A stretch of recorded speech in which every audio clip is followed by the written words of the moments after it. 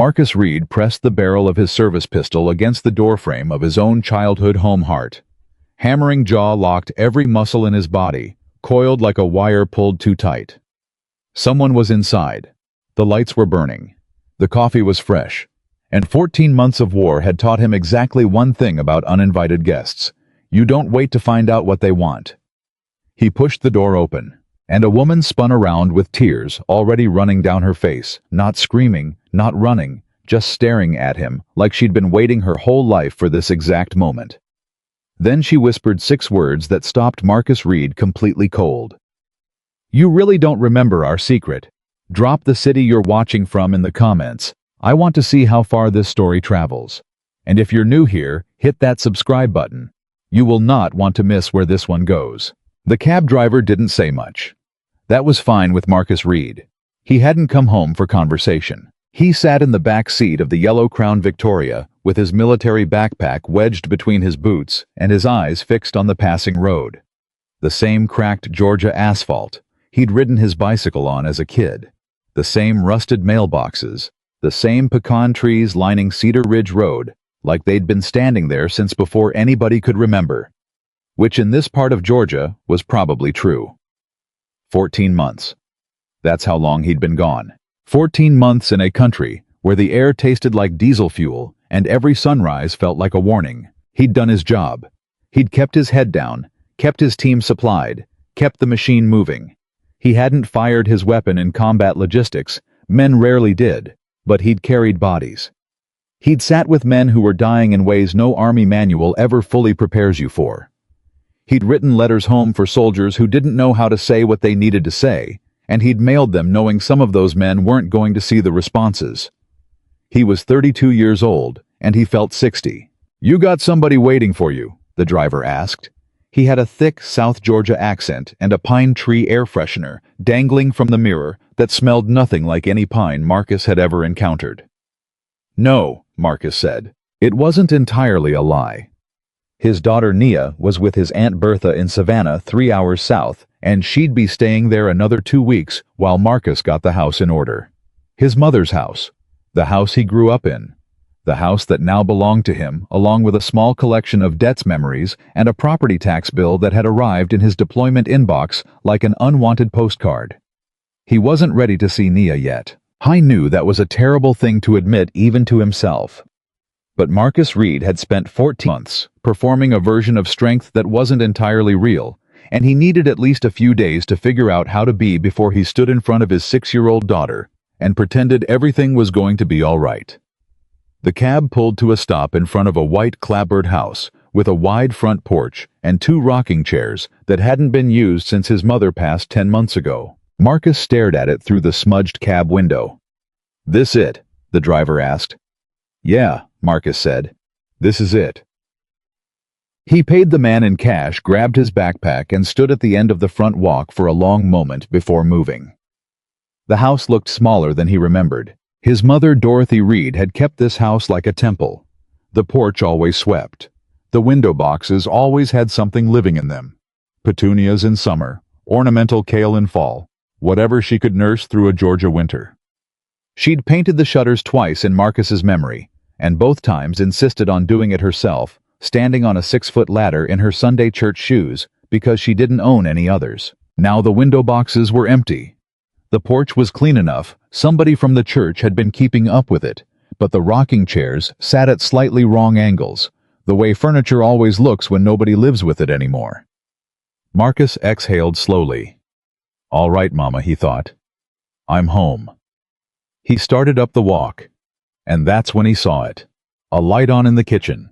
He stopped walking. His mother's kitchen was at the back of the house, visible from the walkway, only through a narrow gap between the side fence and the corner of the structure. The light that came through that gap was warm, yellow-orange incandescent, like someone had turned on the overhead fixture. Not a street light, not a reflection. Someone was in the kitchen. Marcus's whole body changed in about 3 seconds. His breathing slowed. His jaw tightened. His right hand moved automatically to where his sidearm would have been on his belt. Found nothing. He was stateside unarmed civilian, and that realization sent a secondary pulse of adrenaline through him that he had to consciously suppress. Think, he told himself. Don't react. Think. The possibilities cycled through fast. A neighbor with a key. A church deacon checking on the property. Someone from the utility company. A squatter who'd figured out nobody was living here. Or, and this was the one he didn't want to think about, but couldn't stop, someone who knew he was coming home today.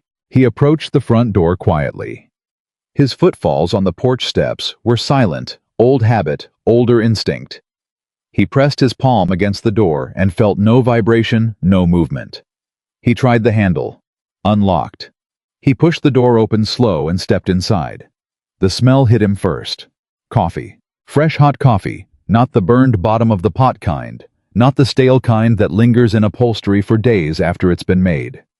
Real coffee recently brewed, filling the entire front hallway, with that smell that he associated more than anything else in this world with his mother's kitchen on Sunday mornings. His throat went tight for just a second. Then the soldier came back. He moved through the front hallway in silence. Past the coat closet. Past the framed photographs on the wall. Nia's baby picture, his mother in her Sunday hat at Easter Marcus, in his dress uniform, the day he received his first deployment papers. He didn't look at any of them. He kept his eyes forward and his breathing steady.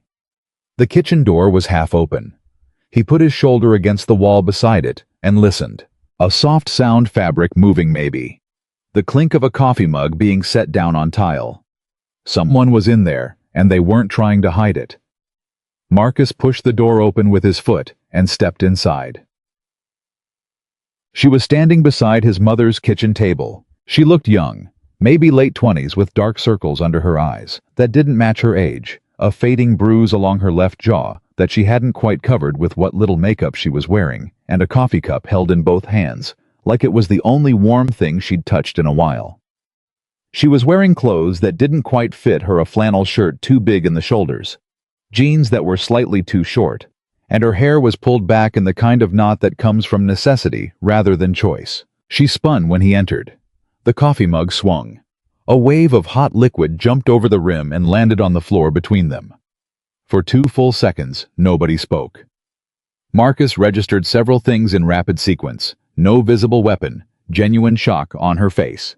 Eyes moving to his military backpack, and then back to his face. And then this was the part he didn't understand.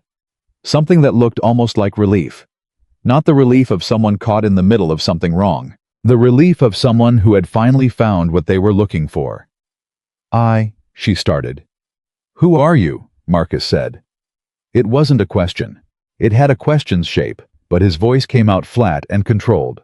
The way your voice gets when you've trained yourself not to sound angry, even when every nerve ending in your body is standing at full attention. And what are you doing in this house? She swallowed. Set the mug down on the table. Pressed her hands against her thighs. My name is Claire, she said. Claire Bennett. I knew your mother. Everybody in Cedar Ridge knew my mother, Marcus said. That doesn't explain why you're standing in her kitchen at... He checked his watch, 9:47 at night. I know, she said. I know how this looks. How does it look? She met his eyes and didn't flinch from them, which surprised him. It looks like I broke in, she said. And I didn't. I have a key. Your mother gave it to me. I know that probably makes it worse right now, not better, but I need you to hear me out before you call the police. Please. Marcus didn't move. He stood in the kitchen doorway with his backpack still on his shoulder and his arms hanging loose at his sides. And he looked at her the way he'd learned to look at situations overseas. Not with suspicion and not with trust, but with the deliberate, measured attention of someone trying to separate what they felt from what they could actually verify. She was scared. Not of him exactly. Of something else. Something that had been chasing her before he walked through that door. He could see it in the way she kept her weight slightly forward on the balls of her feet, like someone who had gotten very good at being ready to run. Start talking, he said. Her name was Claire Bennett. She was 29 years old. She had grown up in a small town outside of Augusta, Georgia, the kind of place where everybody's business belonged to everybody else, and privacy was a luxury nobody had ever actually possessed. She started with the beginning. The way people do when they're trying to make you understand, not just inform you. And Marcus let her talk without interrupting, because silence was the fastest way he knew to find out whether someone was telling the truth. I was 16, she said. I'd run away from home. My father was it doesn't matter exactly what he was. You've seen the type. Your mother found me sitting on the front steps of the Cedar Ridge Baptist Church at 6 in the morning with a black eye and a backpack that had maybe 2 days' worth of food in it. Marcus said nothing. She didn't call the police, Claire continued. She didn't call a social worker. She sat down next to me on those steps and she said, Claire stopped for a moment, and something moved across her face that Marcus recognized as the particular pain of quoting someone you've lost. She said, Baby, I don't know what brought you here, but the Lord don't make mistakes, so let's get you some breakfast and figure out what comes next. The kitchen was very quiet. Marcus could hear the refrigerator humming. He could hear the distant sound of a dog barking somewhere on the next block. She let me stay here, Claire said. For 6 weeks, she gave me the back bedroom. I think it was your old room, actually. And she fed me, and she made me get my GED, and she never once made me feel like a burden or a charity case. And when things settled down with my family situation, when it was safe enough for me to go, she made me promise that if I ever needed help again, you could come back here, Marcus said. Claire looked at him. She told you. No. He pulled out a chair from the kitchen table and sat down across from her, setting his backpack against the wall. Not because he'd relaxed, he hadn't, but because standing in the doorway was a posture, and he wanted to stop performing one. She didn't tell me, but that's exactly the kind of thing she would have said. That's Dorothy Reed. Claire nodded slowly. When did she contact you about coming back? Marcus asked. About 4 months before she passed, Claire said. She called me out of nowhere. I hadn't spoken to her in almost 2 years at that point, just the occasional card at Christmas.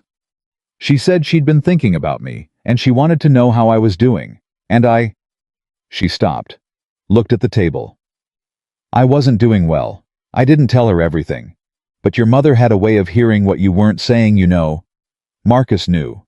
God, he knew. She told me the house would be here, Claire said.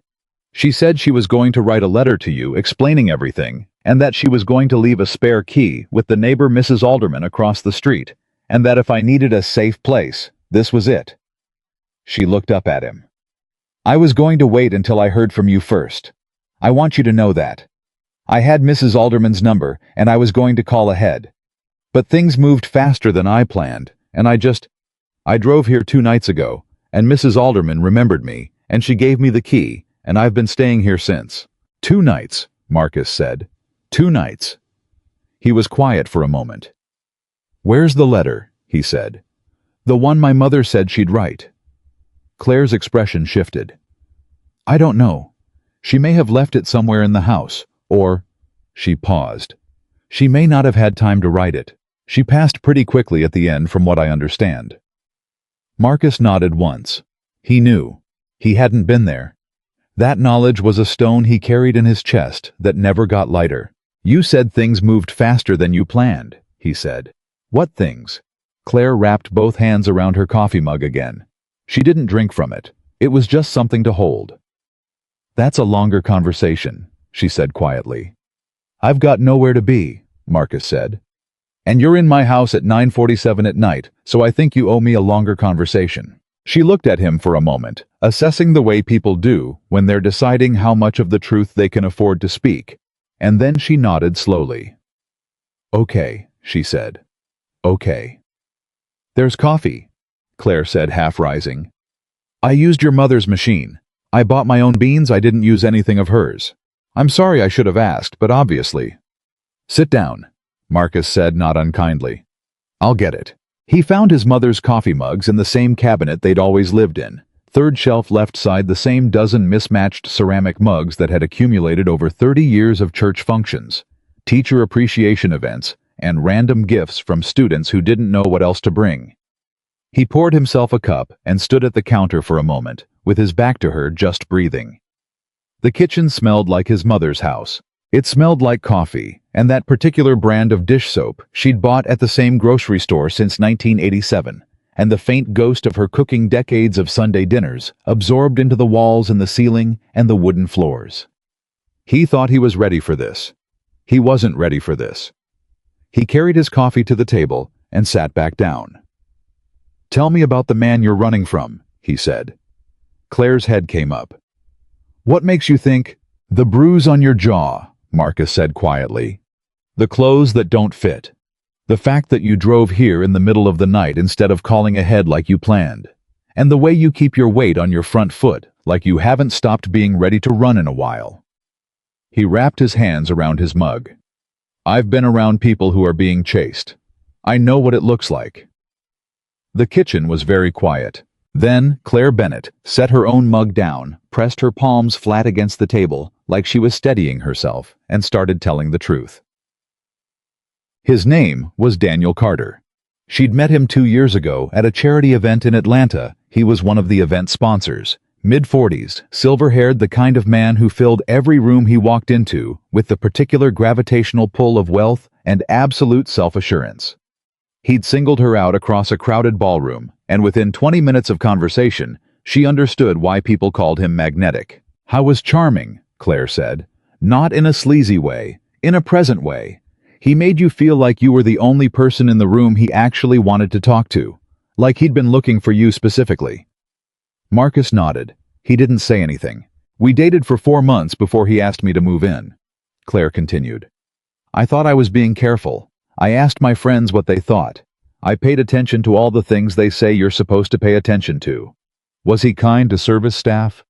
Did he respect my time? Did he make me feel small?" She shook her head slowly. "Every box got checked right. Every single one." "They're usually good at that," Marcus said. "In the beginning." Claire looked at him. There was a question in her expression. "How do you know?" But she didn't ask it. She kept going.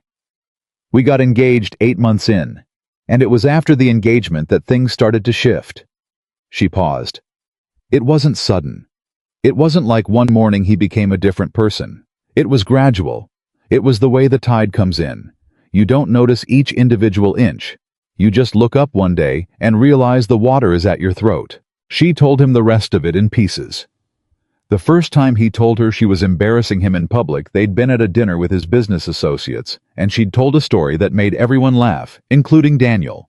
And on the drive home, he told her that she'd made herself look desperate for attention and that she needed to let him lead conversations in professional settings. She'd apologized. The second time was when he started editing her friendships. Not overtly, not with demands. He was too smart for that. He'd say things like, "I just worry about the influence some of these people have on you." Or, "I'm not sure Emily really has your best interests at heart. Have you noticed how she always seems to put you down?" Until one day she looked around and realized that the only people in her life who knew her whole story were people Daniel had pre-approved. The third time, when it became impossible to pretend it was anything other than what it was the night she'd told him she needed space to think about whether she was happy in the relationship. She hadn't said she was leaving. She hadn't said the word breakup. She'd said, "I need some space to think." "He didn't hit me that night," Claire said. Her voice was even, controlled in the way that comes from having described a thing enough times that you've gotten the shaking out of it, but the weight never fully goes. "He just stood very still for a long time and looked at me. And then he said very quietly, 'You seem confused. I'll give you some time to understand what it is you actually want. But I want you to be very clear about what walking away from this would mean for you.'" Marcus said nothing. "I wasn't threatening me with violence," Claire said. "He was threatening me with consequences. He had friends on the board of the nonprofit where I worked. He knew every financial decision I'd made in the 2 years we were together. He knew my landlord. He'd actually helped me negotiate my original lease, I found out later, so that he was effectively my reference. He'd spent 2 years making himself the load-bearing wall of my life without me fully realizing it. And in that one conversation, he let me understand clearly without any ambiguity that if I left the wall came down. "And the bruise?" Marcus asked quietly. She was quiet for a moment. 3 weeks ago," she said. "I told him we were done. I'd been planning it for months, moving small amounts of money into a separate account, quietly recovering some documents preparing. I thought I was ready. She touched her jaw reflexively. He didn't take it as well as he'd implied he would. Marcus's jaw was tight. He could feel his back molars pressing together, and he made himself stop. "Did you go to the police?" he asked. "Yes," she said. "I filed a report. And then I got a call from my supervisor at work, telling me that the board, two of whom are Daniel's personal friends, had voted to launch an investigation into my expense reports. The expenses were legitimate, every single one of them. But a non-profit compliance investigation can take 6 months. And during that time, I'm placed on administrative leave. And during that time, I don't have income. And during that time, he controls the tempo," Marcus said. "He controls everything," Claire said. "He's been doing this for longer than I've been alive. I'm not the first." Marcus looked at her across the table. She met his eyes. She didn't look broken. That was the thing he kept coming back to. She didn't look like someone who had been destroyed. She looked like someone who was exhausted from carrying something heavy and angry about the exhaustion, and still somehow entirely intact. "Okay," Marcus said. "Okay," she repeated like she wasn't sure what that meant. "You're going to stay here," he said. "For now. We'll figure out the rest." He pushed back his chair. "I haven't slept in a real bed in over a year. I'm going to put my things in my mother's room. You can stay in the back room, the one she gave you before." Claire stared at him. "You're not going to—" She stopped, seemed to be searching for the right frame for her question. "You don't even know me." "You knew my mother," Marcus said. "That's more than most people." He picked up his backpack from against the wall. "And she trusted you. She left you a key, Claire. My mother didn't leave keys with people she didn't trust. That's as much of a reference as I need tonight." He was already at the kitchen door when she said it. "Marcus." He stopped, turned. She was still sitting at the table, and her expression had changed, something passing through it that he couldn't quite name, something complicated and old. "She talked about you," Claire said quietly. "Your mother. For years. Every time we spoke, she talked about you." He didn't know what to do with that, so he just nodded once. "Get some sleep," he said. "We'll talk more in the morning." He didn't sleep. He lay on his mother's bed on top of the comforter, still dressed, staring at the ceiling, and he did what he'd done every sleepless night overseas. He took inventory. The house was safe. The woman in the back room wasn't a threat, he was certain enough of that to rest. His daughter was with Bertha in Savannah, safe, happy, sleeping in the yellow bedroom, with the window that looked out over the magnolia tree. He had 30 days before he needed to make any real decisions about money, work, the future. That was the inventory of facts. Then there was the other inventory. The one he couldn't stop. He'd missed 10 months of his daughter's life for this deployment. The one before that had cost him 8 months, and the one before that had been the deployment during which his wife Simone had gotten into the car accident. That he stopped that thread and dropped it. He was home now. That was the only fact that mattered tonight. But the house kept reminding him of his mother. The particular creak of the radiator. The smell of the wood polish she'd used on the headboard. The faint floral pattern on the ceiling wallpaper that he'd memorized as a boy, lying in this exact room, sick with childhood fevers, while Dorothy Reed sat in the corner chair and read to him until he fell asleep. She'd been sick for 6 months before she passed. He'd known. He'd requested emergency leave twice and been denied both times, and then the third time he'd asked, his commander had sat him down and said, "Reed, I know, but if I pull you now, I'm shorting a team that needs you. I need you to hold on a little longer." And Marcus had held on. Because that was what Marcus did. He held on.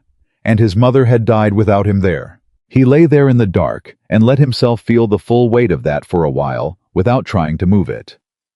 At 5 in the morning, he heard movement in the kitchen. He was up and down the hall before he consciously decided to move, an old reflex threat.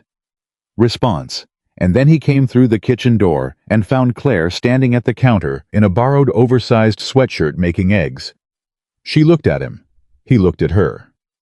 "Scrambled or over easy?" she said after a beat.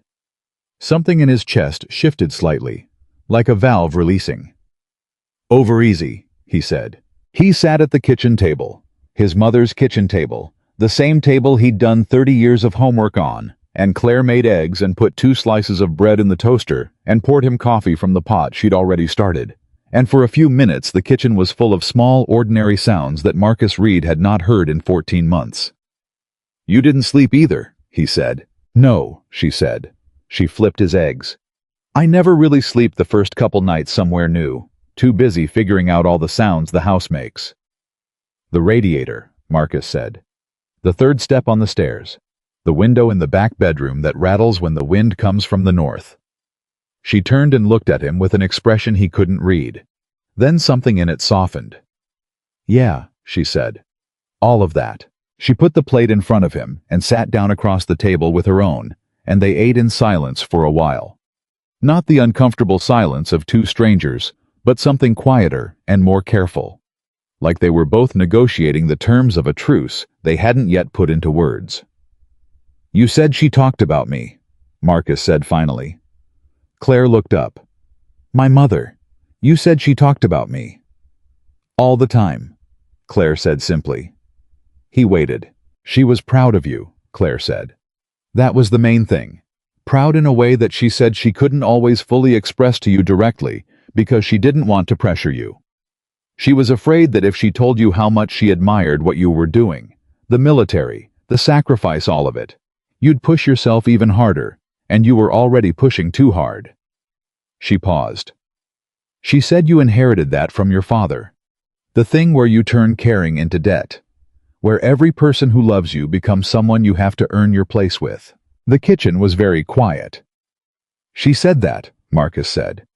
"Almost exactly like that," Claire said. "She was very precise when she talked about the people she loved." Marcus looked down at his plate.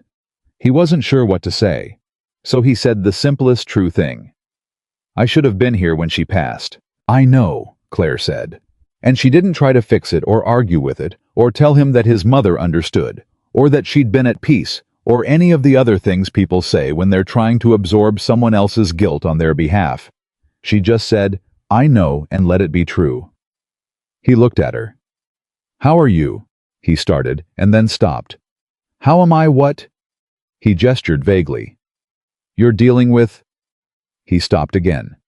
She waited. "You've got your own situation," he said finally, "and you're sitting here asking how my eggs are. Most people don't have that kind of bandwidth." He shook his head. "Most people, when they're under that kind of pressure, they can't hold space for anything that isn't immediately their own problem." Claire was quiet for a moment. "Your mother used to say that real kindness doesn't cost you anything when you do it right," she said. "That the people who feel depleted by caring for others are actually people who are keeping score somewhere, whether they know it or not." She looked at him. "I learned a long time ago to stop keeping score. When you grow up the way I grew up, scorekeeping is a luxury nobody can afford." Marcus studied her face. The bruise along her jaw, the dark circles, the flannel shirt that didn't fit, and the absolute, completely inexplicable composure of a person who had decided somewhere along the line, maybe a long time ago, that surviving wasn't enough. That they were going to live through this, not just endure it. "You said something last night," Marcus said. "When I first came in. You said, 'You don't remember our secret.'" Claire went very still. He watched something change in her expression, a slight closing like a hand folding into itself. "What did you mean by that?" he said. She stopped, looked at her plate. "It's not important right now." "It's clearly important," he said. "You said it like a reflex, the first thing out of your mouth when you saw me." She was quiet for a long moment. "There's something your mother told me," she said carefully. "About you. About something you did when you were young that you probably don't remember, or maybe don't know you did." She looked up. "But I'm not ready to tell you what it is yet, because if I tell you right now, you're going to start seeing me a certain way. And I need you to see me as what I actually am right now, which is just a person in a difficult situation who your mother trusted. And later, she said. When this is over, when the thing I'm dealing with is resolved, I'll tell you everything." She met his eyes. "I promise." Marcus looked at her for a long moment, then he picked up his fork. "Okay," he said. She blinked. "Okay." I heard you, he said. I'm not going to push it. He pointed the fork at his plate. These are good eggs, by the way. Something shifted in her face, relief, and something warmer than relief. Thank you, she said softly. Outside, the sun was coming up over Cedar Ridge, Georgia, turning the kitchen windows the particular deep gold of an early southern morning, and Marcus Reed sat at his mother's table and ate breakfast with a stranger who wasn't quite a stranger and tried to figure out how a man who had spent his whole adult life moving away from something could finally figure out how to move toward it. The phone rang at 9:17 that morning. Marcus was in the backyard, which his mother had turned into a small garden that was now largely overgrown, drinking his third cup of coffee and making a mental list of everything that needed attention. The fence, the gutters, the window frames on the south side that looked like they'd started to rot, the garden itself, which was going to need serious work if he wanted to save anything she'd planted. He looked at the screen. Aunt Bertha. He answered. Baby, Bertha said, and there was relief in her voice that he felt like a hand on his shoulder. You made it home all right. I'm here, he said. House is still standing. Lord, good. A pause. How are you feeling? I don't know yet, he said honestly. A sound on the other end that was part laugh and part sigh. Well, that's at least an honest answer. How's the house? Needs work. Everything needs work. That's the nature of houses. The nature of everything, really. A beat. Nia wants to talk to you. Marcus's chest did the thing it always did when Nia was mentioned, a tightening that was equal parts love and guilt and longing, and the particular ache of a parent who has spent too long away from their child. Put her on, he said. A rustling sound. Then a 6-year-old's voice, slightly too loud the way children are on phones, like they're trying to make sure you can really hear them. Daddy. Hey, Bug, he said. Are you at Grandma's house? I am, he said. He looked up at the house, the back of it, the kitchen window, the second-floor windows. Standing in the backyard right now. Is it okay? Nia asked. What do you mean? I mean... A pause, and he could picture her in that pause doing the thing she did with her face when she was trying to put a complex thought into 6-year-old language. Is it sad because Grandma's not there? Marcus looked at the house. The kitchen window was visible from where he stood. Through it, he could see a shape moving, Claire probably cleaning up the breakfast dishes. The window had steam on it from the hot water. It's a little sad, he said. But it's still home. It still smells like her. It still feels like her. That doesn't go away just because a person's gone. A short silence. Daddy, Nia said. Yeah. I miss you. I miss you too, Bug, he said. More than I can tell you. 2 more weeks, okay? And then you're going to come and help me get this house set up, and we're going to make it our house. You get to pick what color we paint your room. Purple, Nia said immediately. Purple, he agreed. Really, really purple, she clarified. Not the kind that's almost blue. Full purple, Marcus said. Got it. He heard Bertha say something in the background, and Nia's response. The distracted, slightly impatient response of a child being called back to a life she's briefly escaped. And then, I love you, Daddy. Bye. Love you, Bug, he said. The call ended. He stood in the backyard for a moment longer. The sun was fully up now, burning off the last of the morning damp. The garden smelled like dew and soil and the ghost of his mother's tomatoes. A cardinal landed on the fence post 20 feet away, vivid red against the weathered wood, and looked at him with the imperious accessory gaze that cardinals always seem to have, like they're evaluating your choices and finding them somewhat lacking. He thought about his daughter's voice. He thought about purple rooms. He thought about his mother standing on a 6-foot ladder in her Sunday church shoes, painting shutters. He thought about a woman inside his mother's kitchen who was running from something Marcus hadn't encountered personally, but had learned enough about to recognize the specific machinery of control that some people build around others, slowly and quietly, until the machinery is load-bearing and the person inside it can't see the walls. He thought about the words she'd said. You don't remember our secret. He didn't remember. But he had a feeling he was about to. Inside the house, in the kitchen. Claire Bennett washed 2 coffee mugs and a skillet and stood at the window, looking out at the backyard where Marcus Reed was standing on the phone. This man who had come home carrying 14 months of war and grief and responsibility, and had found a stranger in his house and made her eggs. And she thought about a letter she hadn't yet found, and a secret she'd promised herself she'd keep a little longer, and the particular terrifying relief of being in a place where, for reasons she couldn't entirely explain, she felt safe. And she thought, Daniel is going to find me here. She didn't know when. She didn't know how. But she knew Daniel Carter. The way you know a dangerous weather system, by feel, by instinct, by the particular quality of pressure in the air before it hits. He was going to come. And this time, she wasn't going to be alone. Whether that was going to make it better or worse, she genuinely didn't know yet. 3 days passed before Daniel Carter made his first move. Not in person. Not yet.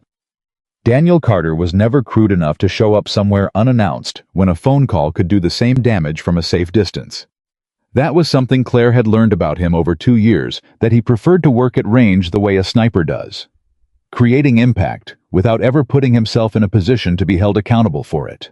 Marcus was in the front yard pulling dead growth out of his mother's window boxes when Claire came through the front door with her phone in her hand and a look on her face that he recognized immediately.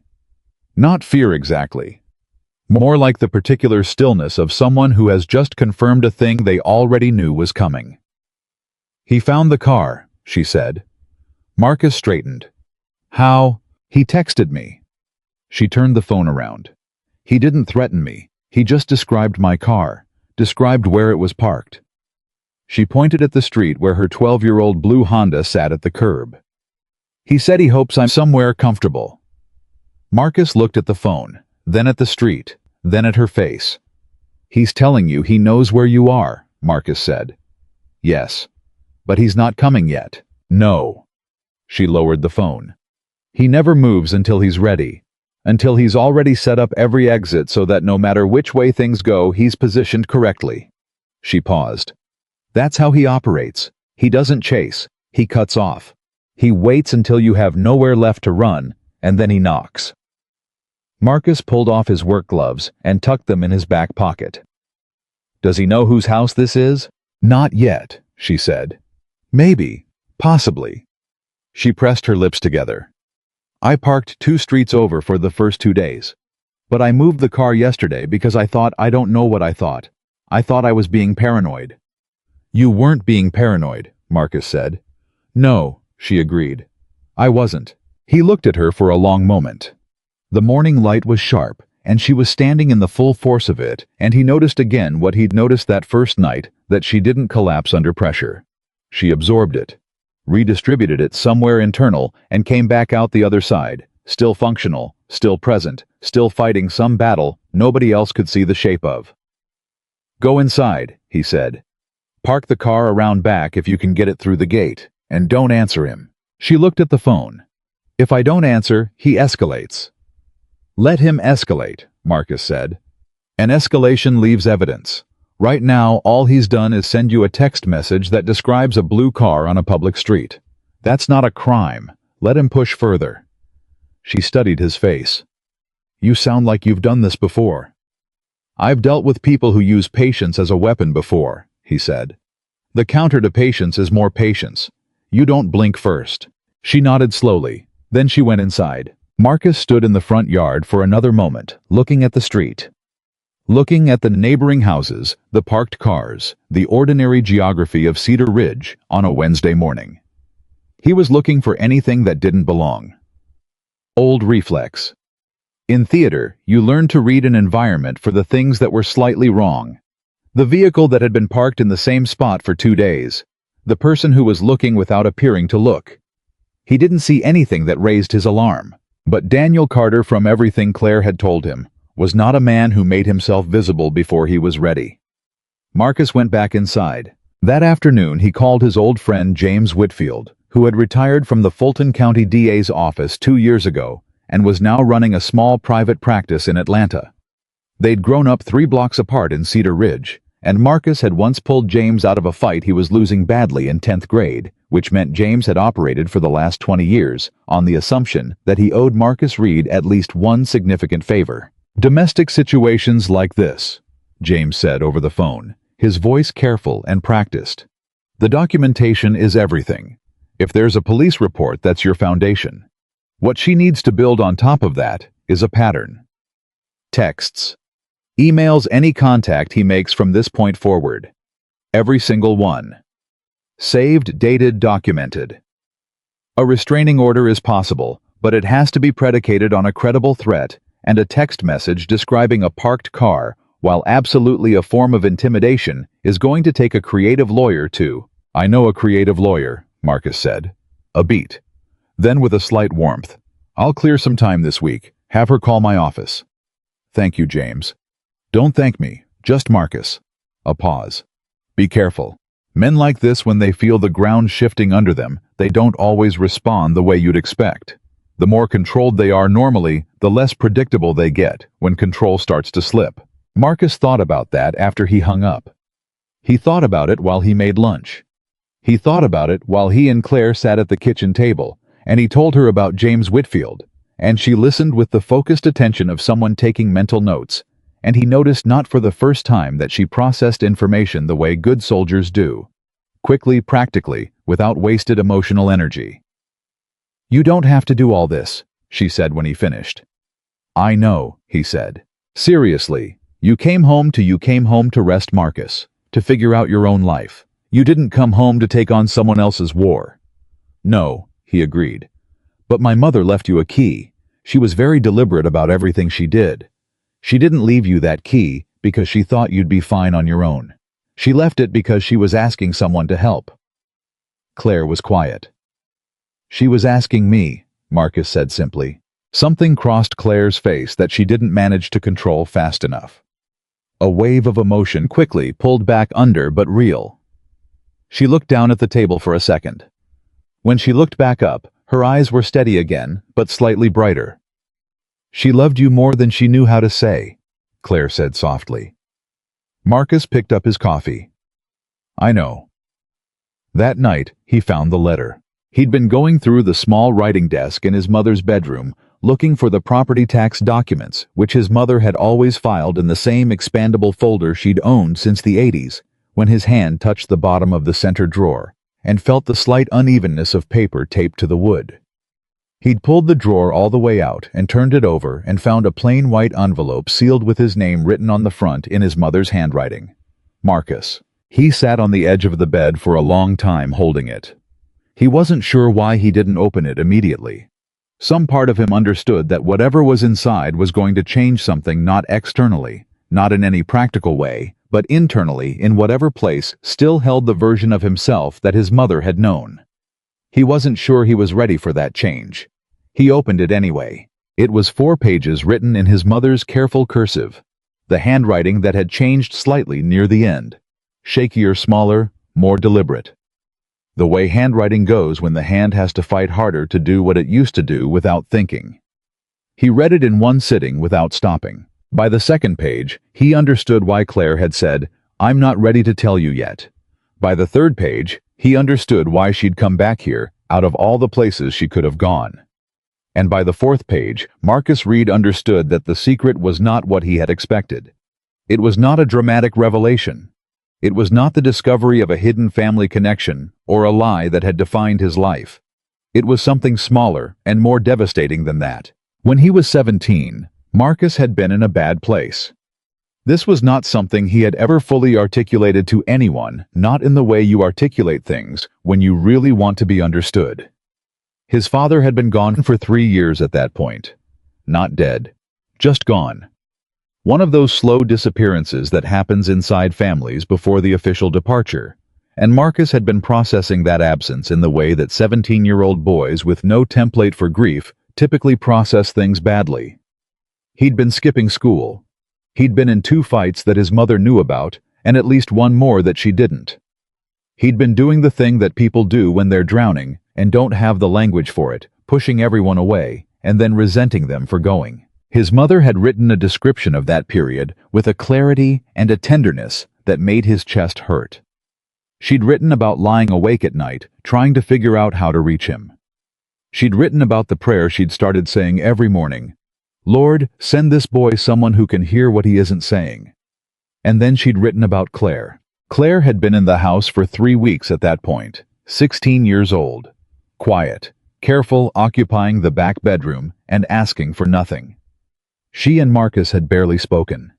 He'd been too caught up in his own orbit of teenage anger to make any real effort, and she'd been too careful, too practiced at making herself small to push through that. But one night, Marcus's mother had written she'd heard voices in the kitchen at 2 in the morning and gone downstairs to find Marcus and Claire sitting across from each other at the kitchen table. Not talking, just sitting. And then slowly, the way water finds its way through rock, talking. She'd stood in the hallway and listened to her son say things she'd never heard him say aloud to anyone, and she'd watched the girl in the back bedroom listen to them with the absolute focused attention of someone who had learned that being truly heard was rare enough to treat as a sacred thing. His mother had written, "I don't know exactly what passed between them that night. I only know that the next morning, Marcus came downstairs and ate breakfast and looked like someone who had put down something heavy. And 2 weeks after Claire left, Marcus came to me and said he'd decided he wanted to join the ROTC. He said he wanted to do something with his life that gave it a direction.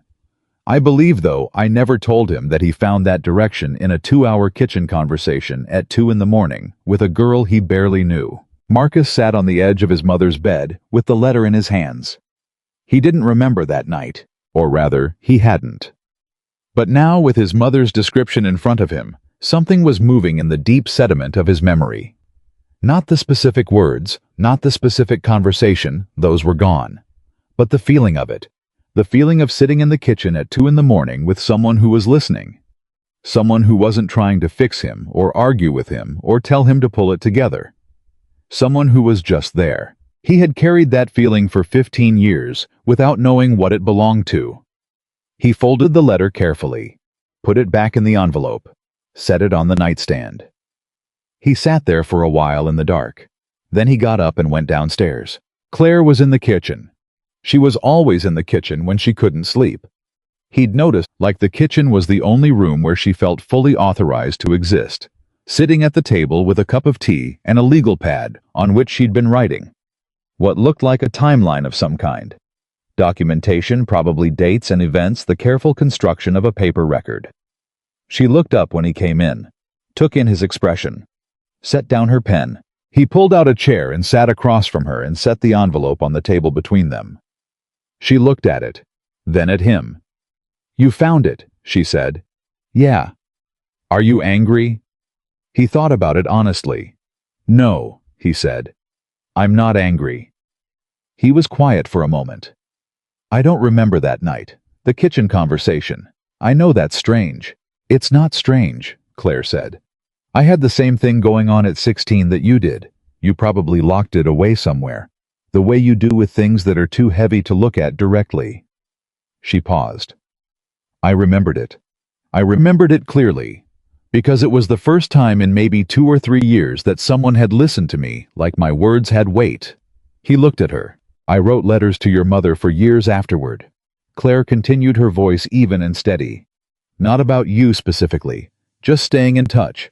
But sometimes I'd mention that I thought about that night, that it had mattered to me, and she would write back and say that something had shifted in you around that time, and she'd always believed those two things were connected." She paused. She was right, wasn't she? Marcus thought about the ROTC recruiter who had come to his high school the spring of his junior year. He thought about sitting in that folding chair in the gymnasium and feeling for the first time like there was a shape to the future that he might actually fit inside. He thought about how he'd gone home that night and told his mother he'd found something he wanted to do. "She was right," he said quietly. The kitchen was very still. Outside, a car passed slowly on the street. They both heard it at the same time. Both went still. Marcus's head turned toward the window and his body shifted into that particular readiness wait. Forward, hands loose. Attention narrowed before he consciously decided to do it. The car didn't stop. The headlights moved across the window and kept going. He heard Claire release a breath. "This is how I've been living for 3 weeks," she said quietly. "Every car that slows down, every phone call I don't recognize, every time someone stands a little too close in a grocery store line." She pressed her palm flat against the table. "I'm so tired of being afraid." "I know," Marcus said. "You actually do," she said. It wasn't a question. "Don't you? You know what that's like, the hypervigilance, always waiting for the thing." "Yes," he said. "I know exactly what that's like." She looked at him carefully. "Does it go away?" He considered the honest answer to that. "It changes," he said. "It doesn't go away exactly, but it changes shape. It starts to take up less real estate. You learn to hear it without reacting to it every time. It becomes—" He searched for the right word. "Background noise eventually, instead of foreground." She nodded slowly, like she was filing that away. "Can I ask you something?" Marcus said.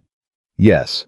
Why didn't you fight harder to get out earlier? I don't mean—" He caught himself, saw her expression, and adjusted. "I'm not asking because I think you should have. I'm asking because from everything you've told me about yourself, you seem like someone who fights. And someone like Daniel, the way you described the architecture of it, the slow build, the dependency construction, the patience it takes time. You must have seen pieces of it earlier." "I saw pieces," she said, "and I talked myself out of them." She was quiet for a moment. "You know what he said to me once when I told him something he'd done had hurt me? He said, 'Claire, I think you're confusing being loved at a level you're not used to with being controlled. You grew up without much stability. It makes sense that intimacy would feel threatening.'" She paused. "And the terrible thing is that the first time he said it, I believed him. Because it was plausible. Because it contained enough truth. I did grow up without stability. I was cautious about intimacy, that I couldn't immediately locate the lie inside it." "I used your history against you," Marcus said. "Precisely," she said. "That's exactly what he did. The things I'd told him in vulnerability became the tools he used to reframe my own perceptions." She looked at her hands on the table. "By the time I understood what was happening, I had to do a full inventory of every belief I held about myself and try to figure out which ones were actually mine and which ones he'd installed there."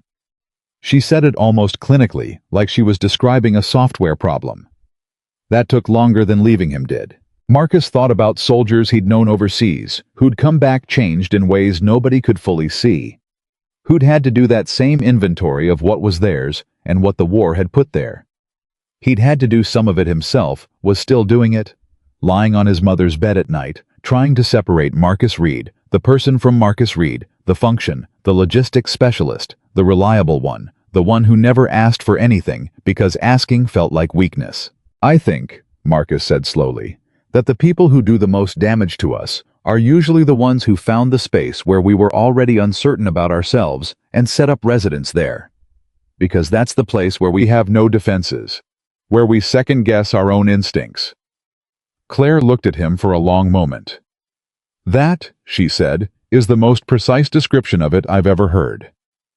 "I'm not talking about Daniel," he said. "Not quite a confession, but close." "I know," she said, equally quiet. The kitchen settled into a silence that was different from the silences they'd had before, deeper and more complicated, and carrying the specific weight of two people who had just let each other see something they didn't normally show. Then Claire's phone buzzed on the table. They both looked at it. Unknown number. Not a text. A call. Claire's hand moved toward it and stopped. "Let it go to voicemail," Marcus said. She let it ring. It stopped. 30 seconds of silence. Then her voicemail notification lit up. She put the phone on speaker, and they both listened. Daniel Carter's voice was exactly what Marcus had expected from everything Claire had told him: measured, educated, warm, in the way that very cold things can sometimes sound warm. The voice of a man who had never in his life said anything in anger that he could instead say calmly, because he'd understood early that calmness deployed correctly was more terrifying than volume. "Claire," the voicemail said, "I know you're somewhere you think is safe. I want you to know that I'm not angry. I'm worried. You've been through a great deal of stress, and I don't think you're making decisions from a settled place right now. I want to talk. Just talk. I think if we could sit down together and have a real conversation, the kind we used to have, we could work through this misunderstanding. Call me when you're ready. I'll be waiting." The message ended. The kitchen was very quiet. Claire was staring at the phone with an expression that Marcus recognized the involuntary cognitive response to hearing a familiar voice, the way the brain briefly against all will and intention reaches for the version of that person it used to believe in before it remembers what it knows now. "He called me from a number I don't recognize," she said. "He has another phone. He's been planning this," Marcus said. "The phone, the message, the tone of it, all of it is calibrated. He wants a recording of himself sounding reasonable in case you try to show anyone a pattern of harassment." He paused. "He's building his own paper record." "He always does this," Claire said. Her voice was steady, but her jaw was tight. "He is always 3 steps ahead." "Then we go 4, Marcus said. She looked at him. He reached across the table and picked up the phone. "I want you to text James Whitfield's number to yourself right now and call him first thing tomorrow morning. I want you to send him this voicemail. And I want you to start writing down every interaction, every text, every call, every description of a parked car with a timestamp and your exact emotional response to each one. Not just the facts. The effect. Courts respond to documented psychological impact. James can tell you exactly how to frame it." She nodded. Her hand was steady as she typed the number. "Marcus," she said without looking up. "Yeah. Are you afraid of him?" He thought about it honestly. "I'm not afraid of him," Marcus said. "But I respect what he's capable of. And I'm not going to pretend I have this entirely figured out." He looked at her. "But I've been in situations with more dangerous variables than a wealthy man who's used to not being challenged. And the one thing I've learned is that the side that keeps accurate records and doesn't let emotion drive the strategy almost always wins in the long run." Claire looked at him. "You spent 14 months keeping accurate records under pressure," she said. "I did," he said. "And not letting emotion drive strategy." "Working on that one," he said. Something shifted in her face. Not quite a smile. Something more complicated than a smile. "Okay," she said. "Okay, we go 4 steps ahead." He nodded. Outside it was full dark, and Cedar Ridge was quiet, and somewhere 3 weeks' worth of calculated patience away, a man named Daniel Carter had already begun to move. But in the kitchen of Dorothy Reed's house, 2 people who had barely known each other were sitting at a table under the same overhead light building. Something that Daniel Carter had never in his life encountered, and therefore didn't know how to calculate against. Quietly. Carefully. Together. James Whitfield arrived at the house on Thursday morning at 9 o'clock sharp, driving a silver Lexus that looked slightly out of place on Cedar Ridge Road, but not enough to draw real attention. He was a tall man, gray at the temples with the particular combination of warmth and precision that Marcus had always associated with people who had spent decades in courtrooms. People who had learned that you could be both genuinely kind and absolutely relentless without any contradiction between the two. Marcus met him at the door, and they did the handshake that becomes a brief embrace that old friends do when too much time has passed to pretend a handshake is sufficient. "You look tired," James said. "I look fine," Marcus said. "You look tired," James repeated entirely pleasantly, and walked inside. Claire was at the kitchen table with the legal pad she'd been filling for 2 days. Timestamps, descriptions, the documented record of every contact Daniel had made since she'd arrived in Cedar Ridge. She stood when James came in and shook his hand with the controlled composure of someone who had decided in advance exactly how much of herself to show in this meeting, which Marcus recognized as the composure of someone who had learned the hard way that presenting as too emotional made people discount what you were saying. James sat down, opened his briefcase, and spent 40 minutes asking Claire questions in the careful, methodical way of someone who is building a structure rather than gathering information. Each question placed precisely, each answer fitted to the one before it, the whole architecture going up brick by brick. He didn't interrupt. He didn't editorialize. He wrote things down in a small notebook with a mechanical pencil, and when Claire finished talking, he looked at what he'd written for a long moment before he looked back up. "The workplace investigation," he said. "The one into your expense reports. Who initiated it? The board, Claire said. Two members in particular, Harold Finch and Robert Ames. Both personal associates of Daniel Carter. Yes, Harold Finch has been on his company's advisory board for 6 years. Robert Ames plays golf with him every Saturday. James made a note. And your supervisor, were they supportive? Claire's expression shifted.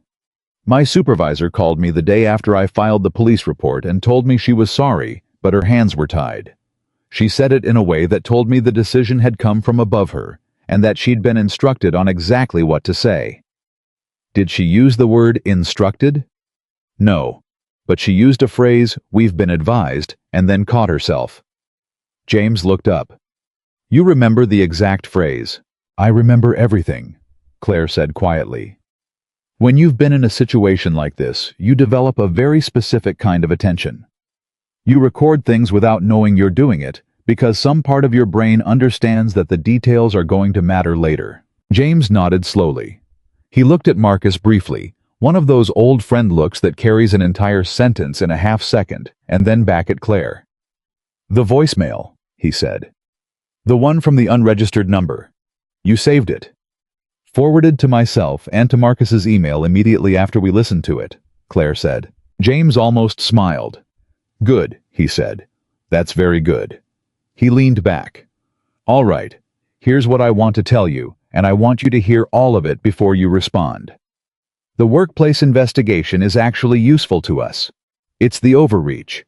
It's the moment where the personal became institutional. And that's where men like Daniel Carter consistently make their most serious errors when they involve third parties, because third parties have their own interests and their own liability exposure. And when the pressure comes, they often cooperate in ways that Carter would never anticipate. Claire was watching him carefully. What I want to do, James continued, is file for a restraining order based on the documented pattern of contact, the physical incident 3 weeks ago, and the voicemail, which, as Marcus correctly identified, is itself evidence of calculated psychological harassment. Simultaneously, I want to send a letter of preservation to the nonprofit's board, which will put them on notice that their internal investigation may be relevant to an ongoing legal matter. That letter alone will change the calculus for Harold Finch and Robert Ames, because suddenly, they're not just doing a favor for a friend. They're potential witnesses in a proceeding. The kitchen was quiet. Claire's hands were flat on the table. He's going to retaliate, she said. When he gets that letter, he's going to come here, Marcus said. Both James and Claire looked at him. He's been patient because he thought he had time, Marcus said. Once that letter goes out, he's going to understand that the window is closing. That's when he moves. He looked at James. How fast can you file? Petition can be in front of a judge by end of day Friday, James said. Temporary order could be in place by Monday. He'll be here before Monday, Marcus said. Not a guess, a calculation. James looked at him for a moment with the expression of a man who was recalibrating. You sound certain. I am certain, Marcus said. I've spent 14 months watching people decide when to act by measuring how much control they still have. Daniel Carter understands control better than most. The second he feels it slipping, he's going to come to the one place he knows she is, and he's going to try to end this on his terms before anyone else gets to set the terms for him. He paused. File the petition, but we need to be ready. James closed his notebook, looked at Claire. Are you all right with this? Claire was quiet for exactly 4 seconds. Marcus counted them, not intentionally, just the way you count things when your attention is fully narrowed.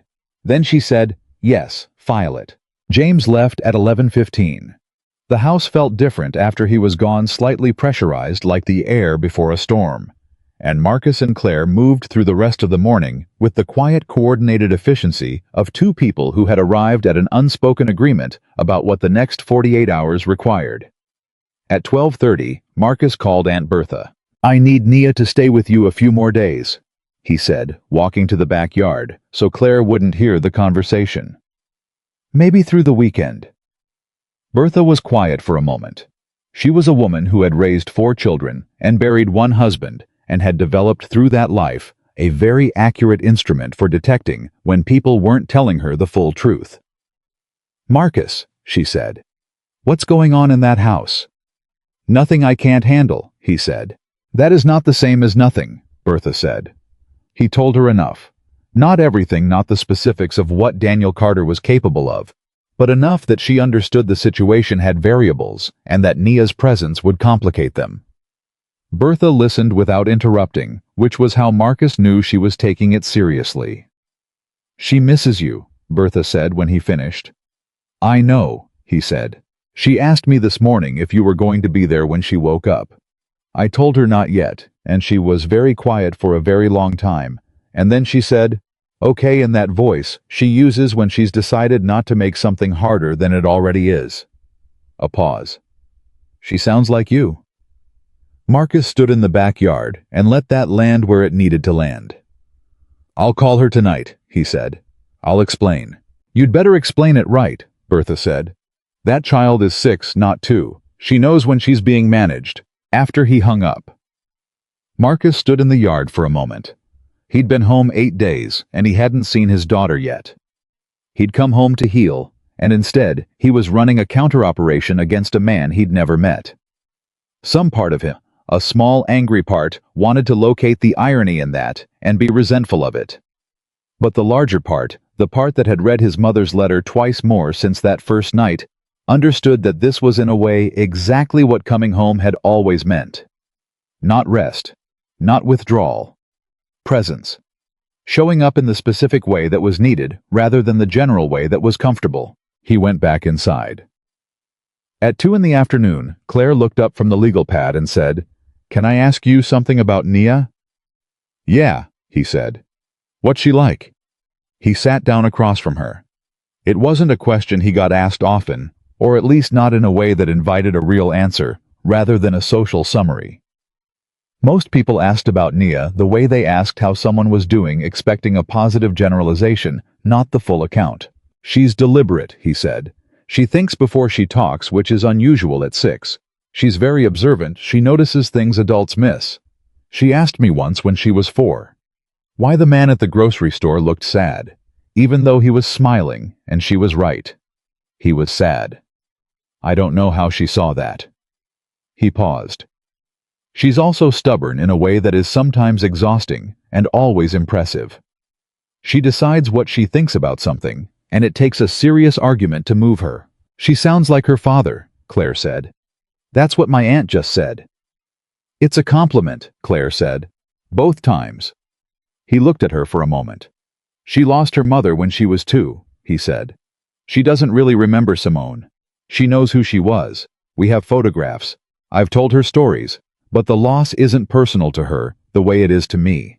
She's grieving an absence rather than a presence." He paused. "Sometimes I think that's easier. Sometimes I think it's harder." "Both," Claire said. "It's both." He looked at her. "Losing someone you knew is one kind of loss," she said. "Not knowing someone who should have been there, that's a different shape entirely. It doesn't hurt less. It hurts specifically." She paused. "Knowing my mother. She left when I was 3. And for years I grieved someone I had no real memory of, and I couldn't explain to anyone why that was grief, because people kept saying things like, 'But you didn't really know her,' as if the size of the loss is proportional to the duration of the relationship. "People say that about deployment too," Marcus said. "You were only gone 14 months, people say, like 14 months has a fixed emotional weight." "Duration isn't the measure," Claire said. "Absence is the measure. The space that opens up and doesn't get filled." They were quiet for a moment. Then Claire's phone lit up on the table between them. Not a call, not a text, a news alert. They both looked at it simultaneously. It was a local Cedar Ridge news app that Claire had downloaded 2 days ago to monitor whether Daniel's name appeared anywhere in local coverage. It wasn't Daniel's name. It was a business listing update, Daniel Carter's company. Carter Holdings had registered a satellite office address in Cedar Ridge, Georgia, filed 2 days ago, the day after Marcus had arrived home. Claire went absolutely still. "He's not just coming," she said. Her voice was completely flat. "He's already setting up infrastructure here." Marcus picked up the phone and looked at the listing. The registered address was a commercial rental on Main Street, one of the vacant storefronts that had been empty since the hardware store closed 18 months ago. "He's establishing local presence," Marcus said, "so that when he interacts with you here, he has a reason to be here that has nothing to do with you." "Plausible deniability," Claire said. "He's documenting his own cover story," Marcus said. "In real time." He called James immediately. James picked up on the second ring, and Marcus read him the listing information and the filing date. There was a silence on the other end. "Move the timeline," James said. "I'll call the clerk's office right now and push for emergency status on the petition. If I can get a judge to look at it today rather than Friday." "Today," Marcus said. "I'll try," James said. "Keep your phones on." The afternoon stretched out with the particular tension of waiting. The kind of waiting that has a known object where you understand what you're waiting for, and the understanding doesn't make it easier, but at least removes the uncertainty about what shape the fear should take. Marcus cleaned the gutters. Not because the gutters needed immediate attention, but because physical work was the only thing that reliably kept the waiting from becoming. The waiting.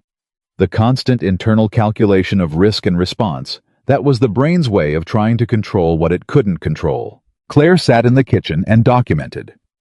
She had nearly 40 pages now, a precise chronological, emotionally detailed account of 2 years with Daniel Carter, beginning with the charity event in Atlanta and ending with the business listing she'd found 40 minutes ago. She wrote in the careful, specific language that James had told her to use, not charged, not dramatic, just factual and thorough, letting the cumulative weight of the facts do what charged language would undermine. At 4:17, James called back. "I got a judge," he said. "Emergency hearing at 8:30 tomorrow morning. The petition is filed. Temporary restraining order is on the table." Marcus looked at Claire across the kitchen. She was watching him, and she had heard James's voice through the phone, not the words, but the tone, which was the tone of progress. "Outcome," Marcus said. "Temporary order is likely," James said. "Which means Carter will be served, and which means he will know with certainty that the ground has moved." "Marcus, I need you to understand that the service of that order is likely to be the trigger point." "I know," Marcus said. "Is there somewhere else she can be tomorrow after the hearing?" Somewhere he doesn't know, Marcus thought. "Yes," he said. After he hung up, he told Claire what James had said. She listened without interrupting. Her pen was still moving across the legal pad. Even as she listened, the documentation didn't stop. When he finished, she set the pen down. "You said yes," she said. "When he asked if there was somewhere else I could be." "Yes," Marcus said. "Where?" He looked at her. "My aunt's house in Savannah, Bertha. She's got a house with a guest room, and she already knows the situation, and she's not a woman you want to argue with. If Daniel Carter showed up at her front door, she'd call the police, the church board, and probably his mother in that order." Something moved across Claire's face that was almost a laugh. Almost. "You've thought about this." "I've been thinking about it since this morning," he said. "Since I called Nia." She was quiet. "It's temporary," he said. "Just through the weekend, until the order is served and James can assess Carter's response." Claire looked at the legal pad. 40 pages of her own life arranged in chronological order. "If I run," she said, "even strategically, even temporarily, there's a part of me that's going to feel like I've done it again, like I've evacuated instead of stood my ground." "You're not running," Marcus said. "You're moving to better tactical ground while the legal mechanism does its work. There's a difference." "Is there, bien, Claire?" He leaned forward slightly. "I've had to make the choice between standing your ground and repositioning more times than I can count. Standing your ground when you're in a bad position isn't courage. It's ego. Real courage is knowing which fights you win by holding and which ones you win by moving." She looked at him for a long time. "Okay," she said finally. "Okay. Okay." She picked up the pen again. "But I'm going to call your aunt myself.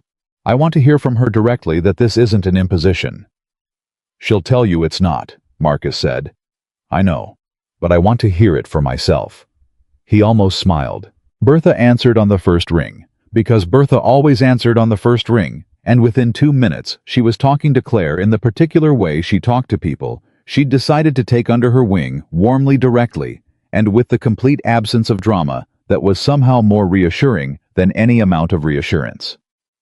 Marcus sat at the table and watched Claire's shoulders drop approximately half an inch as the conversation went on, which he recognized as the physical expression of a tension being released that had been held so long it had become invisible. She said, "Come Friday night," Claire told him after she hung up. She said, and I'm quoting directly, "You don't need to explain anything to me. Dorothy Reed trusted you, and Dorothy Reed had better judgment than anybody I've ever known." Marcus felt something move in his chest. "Yeah," he said quietly. "That's Bertha." At 8:30 that night, Marcus called Nia. She answered in the particular way she'd been answering his calls since she learned how to operate Bertha's tablet with her face in extreme close-up, because she always held the camera too close so that the first few seconds of every call were a detailed view of one of her eyes and part of her cheek before she adjusted. "I can see your eye," Marcus said. Rustling sounds. Then her face in full view. 6 years old. Serious expression. His wife's eyes in his face, which was still something that stopped him short every single time. "Daddy, Miss Bertha let me make cornbread." "Did it turn out?" She said it turned out good, but it was flat. A pause. "I think it turned out good." "Did it taste good?" "Yes." "Then it turned out good," he said. She looked at him with the slightly assessing look she used when she was deciding how to approach a difficult topic. "Are you okay?" she asked. The directness of it caught him every time. She was 6. She asked, "Are you okay?" the way adults ask it, not as a formality, but as an actual question requiring an actual answer. "I'm getting there," he said honestly. "There are some things at the house that need sorting out, but I'm working on them." "Is somebody there with you?" He thought about how to answer that. "A friend of Grandma's," he said. "She needed some help. I'm helping her." Nia considered this. "Grandma's friends are usually old," she said. "Not this one." Another consideration. "Is she nice?" "Yes," he said. "She's nice." "Does she make good food?" "She makes good eggs." Nia accepted this as a sufficient character reference. "Okay," she said. Then after a pause, "Daddy, when can I come home?" The word home landed in his chest the way it was always going to land. This was Nia's home. Marcus had grown up in the house Dorothy Reed had kept like a temple. The house that now smelled like his mother's dish soap and Claire's coffee and old wood and the specific complicated geography of everything that mattered. "Sunday," he said. "I'll come get you Sunday." Her face changed the relief of a child who has been patient longer than children should have to be. "Okay," she said. "Sunday." "Sunday," he confirmed. After the call, Marcus sat at the kitchen table in the quiet and thought about Sunday. Thought about what the house would need to be by Sunday. Thought about Nia in the purple bedroom that didn't exist yet, and about what it meant to make this place into a home instead of a memorial, and about his mother leaving keys for people who needed them, and about the particular mathematics of trust that Dorothy Reed had operated by her whole life, giving what she had to people who needed it, trusting that it would come back around and somehow always being right. Claire came downstairs at 10:15 with her packed bag she'd packed for Savannah already efficiently without being asked, because she was the kind of person who took decisions seriously the moment they were made, rather than leaving them provisional until the last minute. She set the bag by the door and stood in the kitchen and looked around the room the way people look at places they're not sure they'll see again in the same way. "You'll be back Sunday," Marcus said. "I know," she said. But she kept looking. He understood. He'd looked at places the same way before deployments, not goodbye exactly, but a taking in. A documentation of the way things currently were, in case they became the before picture. "Get some sleep," he said. "James's office is at 8:30, and it's a 40-minute drive." She nodded, turned to go upstairs, stopped in the doorway. "Marcus," she said. "Yeah." She looked at him over her shoulder. "Thank you. For all of this. For not asking me to be something easier to deal with." He looked at her. "You're not hard to deal with," he said. "I'm very hard to deal with," she said, with a precision that told him she was not fishing for a contradiction. "I'm running from a man with resources and connections. I showed up unannounced in your dead mother's house. I've taken over your kitchen, and I'm about to drag you into a legal proceeding." A pause. "I'm not easy." "No," he said. "But easy isn't the same as worth it." She was quiet for a second. "Get some sleep, Claire," he said. She went upstairs. He sat at the table alone in the kitchen for a while. The house was quiet around him, the familiar creak of the radiator. The third step on the stairs as Claire went up the particular quality of silence that old houses have at night, thick and layered, holding decades of sound in its walls. His phone buzzed. He looked at the screen. Unknown number. A text this time, not a call. One sentence. "Tell her I'm looking forward to seeing her tomorrow." Marcus stared at the message for a long time. Daniel Carter knew about the hearing. He knew about tomorrow. He either had a contact inside James's office, which was possible but unlikely, or he had someone watching the courthouse filings, which was more probable and more chilling, because it meant the infrastructure he was building in Cedar Ridge wasn't just a business listing. It was a surveillance apparatus. He had eyes on the legal system in real time. Marcus put the phone face down on the table. He thought about the message for a long time, and then he picked the phone back up and took a photograph of the screen and sent it to James with a 2-word message. "He knows." James's response came back in under 4 minutes. "I'm calling the judge tonight. See you at 7 tomorrow instead of 8:30. Don't let her go anywhere alone." Marcus set the phone down. The house was quiet. Outside Cedar Ridge was dark and still and ordinary, in the way that places are ordinary, until suddenly they aren't. He sat at his mother's kitchen table and kept watch. Marcus didn't sleep that night. He sat at the kitchen table until 2 in the morning, with his phone face up, and James's last message still on the screen, running through every variable he could identify the way he'd been trained to run through operational scenarios. Not with panic, but with the cold, methodical attention of someone who understood that the quality of your preparation in the quiet hours determines what you're capable of in the loud ones. Daniel Carter knew about the hearing. That was the central fact. Everything else branched from it. If Carter had a contact inside the courthouse system, a clerk, a filing assistant, someone with access to the electronic petition system, then he'd known within hours of James filing, which meant he'd had 12 hours to prepare his response, which meant the text message Marcus had received wasn't impulsive, it was deliberate. It was Carter telling them calmly and precisely that he was ahead of them. Marcus thought about that for a long time. Then he thought about something Claire had said in the kitchen 2 nights ago. He never moves until he's already set up every exit. At 2:15 he went upstairs and knocked quietly on the door of the back bedroom. A pause. Then Claire's voice alert, she hadn't been sleeping either. "Yeah," she said. "I need to change the plan," he said through the door. A brief silence. Then the sound of movement and the door opened. She was still dressed. Her bag was at her feet. She looked at him with the focused attention of someone whose mind had been working the same problem from the other side. "He's not going to wait for the hearing," she said. "No," Marcus said. "He's going to try to get to you before James walks into that courtroom. If he can get you to withdraw the petition voluntarily on record, then the whole case framework collapses, and he controls the narrative about what happened." Claire's jaw tightened. "He's done it before," she said. "With at least one other woman. I found out after we got together. She filed for a restraining order and then withdrew it within 48 hours, and nobody ever heard from her again in his circle." She paused. "I always wondered what he said to her." "He's not going to get the chance to say anything to you," Marcus said. "Call James right now. Tell him we're leaving for Savannah tonight. Not tomorrow morning. Tonight." She looked at him. "It's 2 in the morning." "James is awake," Marcus said. "He told us to keep our phones on." She called. James answered on the second ring with the alert voice of a man who had been sitting by his phone expecting exactly this.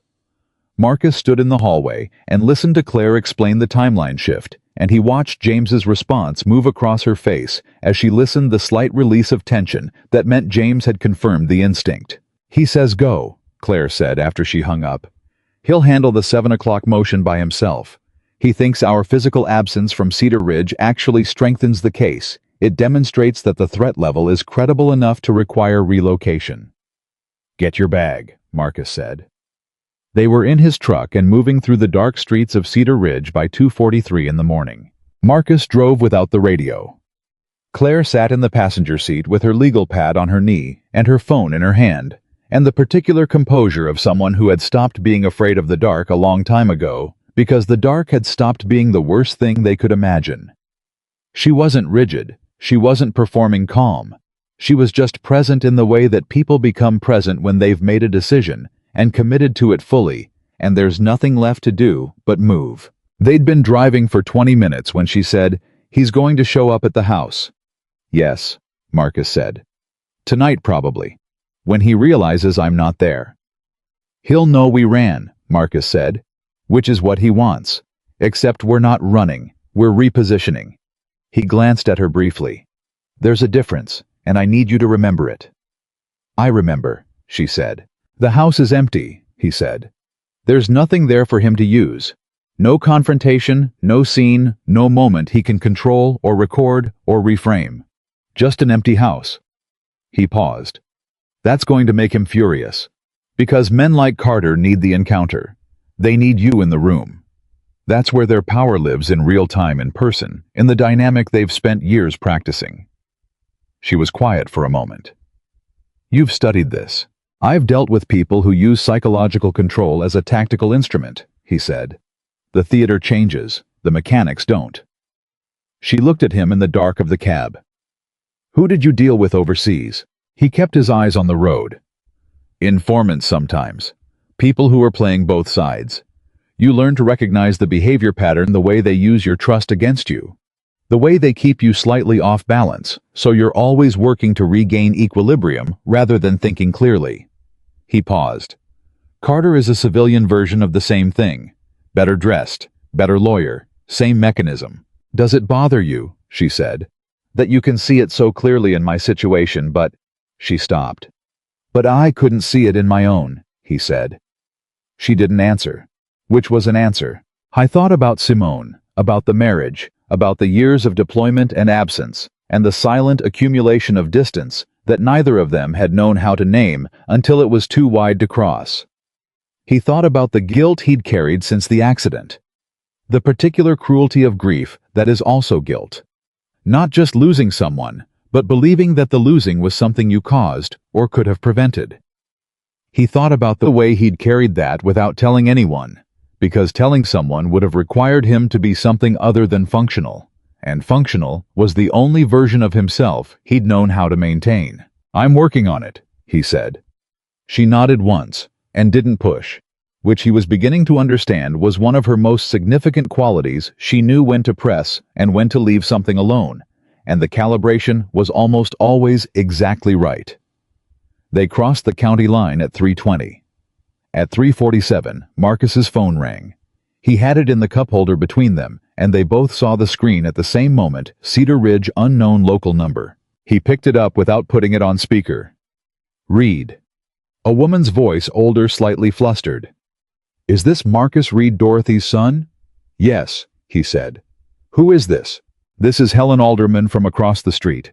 I'm so sorry to call at this hour, Marcus. I'm so sorry, but there's a man outside your house. He's been sitting in a black car across the street for about 20 minutes, and I watched him get out and go up to your porch and knock. He knocked several times, and then he stood there, and then he went back to the car." A pause. "He's just sitting there, Marcus. I didn't know who else to call. I called the non-emergency police line, and they said they'd send someone to check on it, but I wanted you to know." Marcus kept his voice level. "Thank you, Mrs. Alderman. You did exactly the right thing. Don't go outside. Don't engage with him. Just stay inside." "Is everything all right?" "It will be," he said. "Thank you." He ended the call. Claire was looking at him. "He's at the house," Marcus said. She absorbed that, didn't flinch. "Mrs. Alderman called you." "She called the police too," Marcus said. "Non-emergency line. They're sending someone." A pause. "Good," Claire said. A police contact puts him on the neighborhood record. Even if they can't do anything tonight, there's a timestamp. That's exactly right, Marcus said. She looked out the windshield at the dark highway. He went there himself, she said quietly. Not a representative, not a lawyer. Him. She paused. He doesn't do that unless he's past the point of patient strategy. He's escalating. Yes, Marcus said. Which means he's scared, she said. And there was something in her voice when she said it, not triumph exactly, but the specific quality of someone who has been afraid for a long time and has just identified the fear on the other side of the table. Scared men are dangerous, Marcus said, but they also make mistakes. His phone buzzed. A text from James Police non-emergency call logged. Officer en route to Cedar Ridge address. Carter's presence at property now documented. This is exactly what we needed. How far out are you? Marcus handed the phone to Claire. She read it and handed it back. 90 minutes, she said. He glanced at her. From Savannah. 90 minutes, she said again, and for the first time since he'd met her, there was something in her voice that sounded like the beginning of certainty. Not relief, not victory, just the first solid footing after a long time in quicksand. They arrived at Bertha's house in Savannah at 4:31 in the morning. Bertha was standing on the porch in her robe and her slippers, with her arms crossed and her expression set in the particular configuration that Marcus had known his entire life, the look that said she was simultaneously concerned, fully operational, and unlikely to accept any version of events that was softened for her comfort. Get inside, she said. Both of you. I'll put on coffee. Claire looked at Marcus as they went up the porch steps. She doesn't do a lot of small talk, does she? Claire said quietly. She does exactly the right amount of small talk, Marcus said. Inside Bertha's house was warm and smelled like the particular combination of pine cleaner and baking that Marcus associated with every childhood memory that had any comfort in it. Bertha moved through her kitchen with the efficiency of someone who had been feeding people through crises for 60 years, and within 10 minutes there was coffee on the table and a plate of leftover biscuits from dinner, and Bertha was sitting across from Claire with her hands folded and her eyes direct. Tell me, Bertha said to Claire. Not tell me the details, not tell me what happened. Just tell me an invitation to say whatever needed saying in whatever form it needed to take, and Claire told her. Not the clinical documented version she'd given James. Not the careful strategic version she'd told Marcus in pieces. She told Bertha the human version, the beginning of it, the middle of it, the slow erosion of herself that she'd only fully understood in retrospect, and the particular terror of rebuilding something when you're not entirely sure which parts of yourself are actually yours anymore. Bertha listened without interrupting. Her expression didn't shift. It was the expression of someone who had heard difficult things before and understood that the correct response to someone telling you a hard truth is to hold still and receive it fully, rather than react to pieces of it as it arrives. When Claire finished, Bertha was quiet for a moment. Then she reached across the table and put her hand over Claire's. Dorothy told me about you, Bertha said. Not everything, but enough. She said you were one of the strongest people she'd ever known, and that you'd spent too long believing that wasn't true. She paused. She was right. About most things. She was right about that. Something crossed Claire's face that she didn't manage to contain. She pressed her lips together and looked at the table for a moment, and when she looked back up, her eyes were bright, but her voice was steady. She was right about most things, Claire agreed. Bertha looked at Marcus. You look terrible, she said. You're the second person to tell me that in 24 hours, he said. Because it's true twice, she said. Go put your bag in the back room. Nia's in the yellow room, don't wake her up. Let her sleep. A pause. She's going to want to see you when she wakes up. Make sure you're present for that. Actually present. Not the version of present where you're thinking about 7 other things. Yes, ma'am, he said. He found the back room. Bertha had already made up the narrow guest bed with fresh sheets, because Bertha prepared for things before they happened as a matter of principle, and he sat on the edge of the bed for a moment in the dark. He could hear the low sound of Bertha and Claire's voices in the kitchen. He couldn't make out words. Just the rhythm of 2 women talking, the particular cadence of a conversation that is finding its own level, settling into the register where real things get said. He lay back on the bed, He thought about his mother leaving a key for a girl she'd found on church steps at 6 in the morning. He thought about the accumulation of small acts of trust and recognition and open-handedness that had constituted Dorothy Reed's entire way of moving through the world. And he thought about how that way of moving through the world had led in a chain of events that no single person could have engineered to this specific moment in Bertha's guest room in Savannah, while a man named Daniel Carter sat in a black car outside an empty house in Cedar Ridge. His mother had known something that Marcus had spent 32 years learning: that the only real defense against people who use power to control others is the kind of connection that power can't buy or dismantle, the kind that builds slowly between people who have no transactional reason to trust each other in kitchens and phone calls and late-night conversations and small acts of consistency over time. He fell asleep thinking about that. He woke up at 7:15 to the sound of small feet in the hallway. He was awake before the door opened. Old reflex always.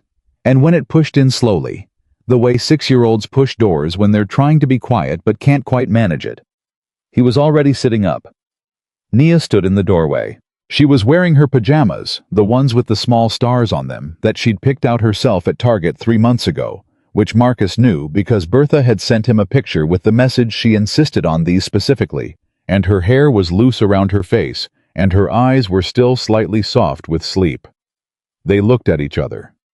Then she walked across the room and climbed up onto the bed and put her arms around him and held on. He held her back. He pressed his face into the top of her head and breathed in the smell of her hair, that specific smell that is only ever your own child, that no distance or time manages to fully erase from memory, and he held on. Neither of them said anything for a long moment. "I knew you'd come," she said finally into his shoulder. "I told you Sunday," he said. "I know," she said, "but I knew you'd come sooner." He pulled back and looked at her face. Simone's eyes, his jaw, his mother's expressions somehow despite the genetics, the particular way she tilted her head when she was thinking, the specific compression of her lips before she said something important. "There's a lady in the kitchen," Nia said. "I know," he said. "She made breakfast with Miss Bertha." A pause. "She made really good eggs." Something moved through Marcus's chest that he didn't have a precise name for. "Yeah," he said. "She does." Nia looked at him with the assessing look. "She looks like she's been having a hard time," she said. He looked at his 6-year-old daughter. "Yeah," he said. "She has." "Is she going to be okay?" "I think so," he said. "We're working on it." Nia considered this with the gravity she brought to most important questions. "We should help her," she said with the tone of someone announcing a decision rather than suggesting an option. "We are," he said. "That's what we're doing." She nodded, satisfied, and climbed off the bed. "Breakfast is ready," she said. "Miss Bertha made grits, and Claire made eggs, and there's biscuits from last night." She was already heading for the door. "Come on." He followed his daughter to the kitchen. James called at 8:49. Marcus stepped out onto Bertha's back porch to take it while inside the kitchen. Nia was explaining to Claire with great seriousness the specific qualities that made a purple. The right purple, as opposed to a purple that was basically blue. "Temporary order granted," James said, and his voice had the controlled satisfaction of a man who had been fighting a good fight and landed a clean punch. "Judge Hartley." She reviewed the full petition, the voicemail, the documented pattern of contact, the business registration in Cedar Ridge, and the police log from last night. Carter's presence at the Cedar Ridge property at 3 in the morning the night before the hearing didn't look good for him, Marcus. It looked exactly like what it was. Marcus let out a breath. "When does he get served?" "Sheriff's Department is serving him this morning. They have his Atlanta address and his registered agent for the Cedar Ridge business." A pause. "He's going to know by noon." "What's his move from here?" "He'll lawyer up if he hasn't already," James said. "He'll file a response, probably challenge the sufficiency of the evidence, maybe try to characterize last night as innocent concern for an ex-partner rather than harassment. But the judge has seen the full record, and she's not sympathetic to that framing." Another pause. "There's something else." "Tell me," Marcus said. "I got a call this morning from an attorney in Atlanta. She represents a woman named Sarah Okafor, who had a restraining order. Petition against Daniel Carter, dismissed 14 months ago, the woman Claire mentioned, who filed and then withdrew. The attorney saw our filing in the court system and reached out. James's voice was careful and precise. Sarah Okafor wants to come forward. She's been waiting apparently for someone else to go first. Marcus was very still on the back porch. She wasn't the only one who was watching, James said quietly. She just needed to see that someone had the ground under them before she added her weight to it. Marcus thought about Claire at 2 in the morning, writing 40 pages of documentation at his mother's kitchen table. He thought about the specific courage of that, not the dramatic courage of a confrontation, but the sustained daily courage of staying accurate when everything in you wants to either collapse or explode. What does this do to the case? Marcus said. It changes the architecture entirely, James said. A single incident with a single complainant is one kind of case. A documented pattern across multiple complainants, with one who previously withdrew under pressure and is now willing to testify as to why is something categorically different. That's not a domestic dispute. That's a course of conduct. A pause. Carter's attorneys are going to be scrambling by this afternoon. After Marcus hung up, he stood on the porch for a moment. He thought about the chess player version of Daniel Carter, the man who registered a business in Cedar Ridge to establish plausible deniability, who left a voicemail calibrated to sound reasonable, who monitored court filings in real time and sent texts designed to communicate omniscience. That man had spent years building a system so airtight that the people inside it couldn't see the walls. But the system had a flaw. It was built for one person at a time. Isolated individuals, strategically separated from each other, each believing they were alone. The moment two people compared notes, the moment the isolation broke, the whole architecture became its own evidence. Marcus went back inside. Claire was at the kitchen table with Nia, who was drawing something on a piece of paper from Bertha's notepad. Claire was watching her with an expression Marcus had never seen on her face before. Open, unhurried, genuinely at rest, in a way that she hadn't been since he'd first found her in his mother's kitchen. Bertha caught Marcus's eye from across the room and raised her chin, a single interrogative movement that meant, "Well?" He gave her a small nod. "Good." Bertha turned back to the stove and Marcus sat down at the table. "Temporary order is granted," he said quietly. Claire looked up from Nia's drawing. Her eyes were steady and very clear. "And the service?" "By noon," he said. "And there's something else." He told her about Sarah Okafor. He told her carefully, keeping his voice even, watching her face as he spoke. She went very still when he said the name. "She called herself a mutual friend once," Claire said after a moment. "At a dinner. Daniel introduced us briefly. She looked at me in a way I didn't understand at the time, like she was trying to tell me something she couldn't say in front of him." She paused. "I understand it now." "She was waiting for someone to go first," Marcus said. "I know," Claire said. "You went first," he said. She looked at him. And for the first time, the composure she'd been maintaining so precisely, the careful strategic control that had gotten her through 3 weeks and 40 pages and 2 in the morning escapes and legal proceedings and everything else, showed a crack. A real one. Not a collapse. Just a small, honest fracture that let something true come through. "I was so afraid," she said quietly. "The whole time.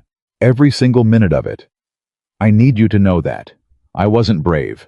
I kept moving because I knew if I stopped, I wasn't going to start again." "That's what brave is," Marcus said. She looked at him. "It's not the absence of fear," he said. "It's the refusal to let the fear be the last word." Nia looked up from her drawing. "That's what you told me," she said to Marcus. "When I was scared about the first day of kindergarten. You said the scared feeling isn't telling you to stop. It's telling you something matters." The kitchen was very quiet.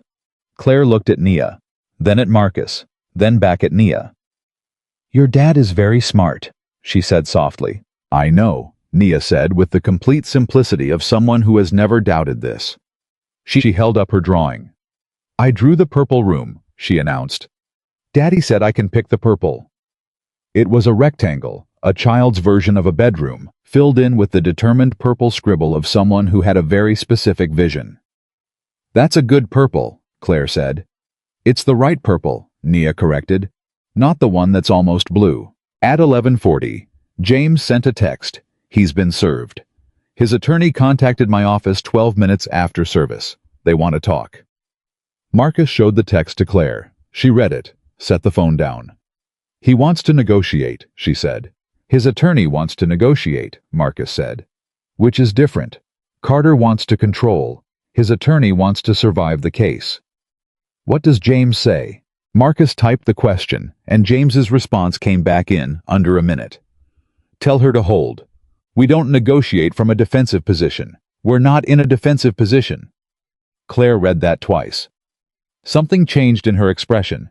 Not dramatic, not a transformation.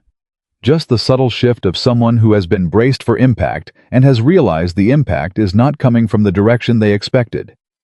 "He's on his heels," she said. "Yes," Marcus said. "I've never seen him on his heels," she said. "Not once in 2 years." "That's because you were alone," Marcus said. "And now you're not." She looked at him across Bertha's kitchen table. This woman who had driven through the night to his dead mother's house with a bruise on her jaw and a promise in her memory, who had sat in the kitchen at 2 in the morning, writing 40 pages of her own life with a steady hand, who had listened to a voicemail designed to make her afraid, and instead sent it to a lawyer who had reminded Marcus that surviving wasn't the same as living, and that strength wasn't the same as never needing anyone. He thought about his mother's letter, about the night in the kitchen when he was 17 and she was 16. And something had passed between them in the dark that neither of them had fully understood until much later. He thought about his mother's precise, deliberate faith that the right things would find each other if you made enough space for them. "James wants to schedule a meeting early next week," Marcus said. "Once the temporary order is in place and Carter's response is filed, he'll have a better read on how this goes to the next stage." "Okay," Claire said. "What does that look like?" "Best case, Carter's attorneys advise him to settle. The presence of Sarah Okafor changes his risk calculation in ways that a single complainant case wouldn't. He can't control the narrative the same way when there are multiple voices saying the same thing independently. And worst case, he fights it," Marcus said, "and we take it as far as it needs to go." "Can we?" she said, not doubtfully, practically. "Yes," he said, simply and without qualification. She held his gaze for a moment. Then Nia slid off her chair and walked to the window and said, "Miss Bertha, when are we going home?" Bertha looked at Marcus. Marcus looked at Claire. "Sunday," he said. "We all go home Sunday." Bertha made a sound of approval and went back to whatever she was doing at the counter, and Nia pressed her nose against the window glass to look at Bertha's backyard, and the kitchen in Savannah on a Friday morning was warm and full of the small, ordinary sounds of people occupying a space together. Coffee cups and low conversation and a child's footsteps, and the particular domestic music that Marcus Reed had not heard in over a year, and had not until this week fully understood how much he needed. His phone buzzed one more time. James again, Carter's attorney, withdrew the request for negotiation. They're going to fight. "But Marcus, we want them to fight. Because fighting means discovery. And discovery means everything Carter has done to Claire, to Sarah Okafor, and to anyone else becomes part of the official record." A pause, then one more line. "He just made this bigger than he wanted it to be." Marcus put the phone face down on the table, and for the first time since he'd walked into his mother's kitchen and found a stranger standing at the table with her hands wrapped around a coffee mug, and 6 words on her lips that he didn't understand yet. For the first time since he'd come home. Marcus Reed felt something that was not relief exactly, and not hope exactly, but something that lived between them. Something that felt cautiously and precisely like the beginning of solid ground.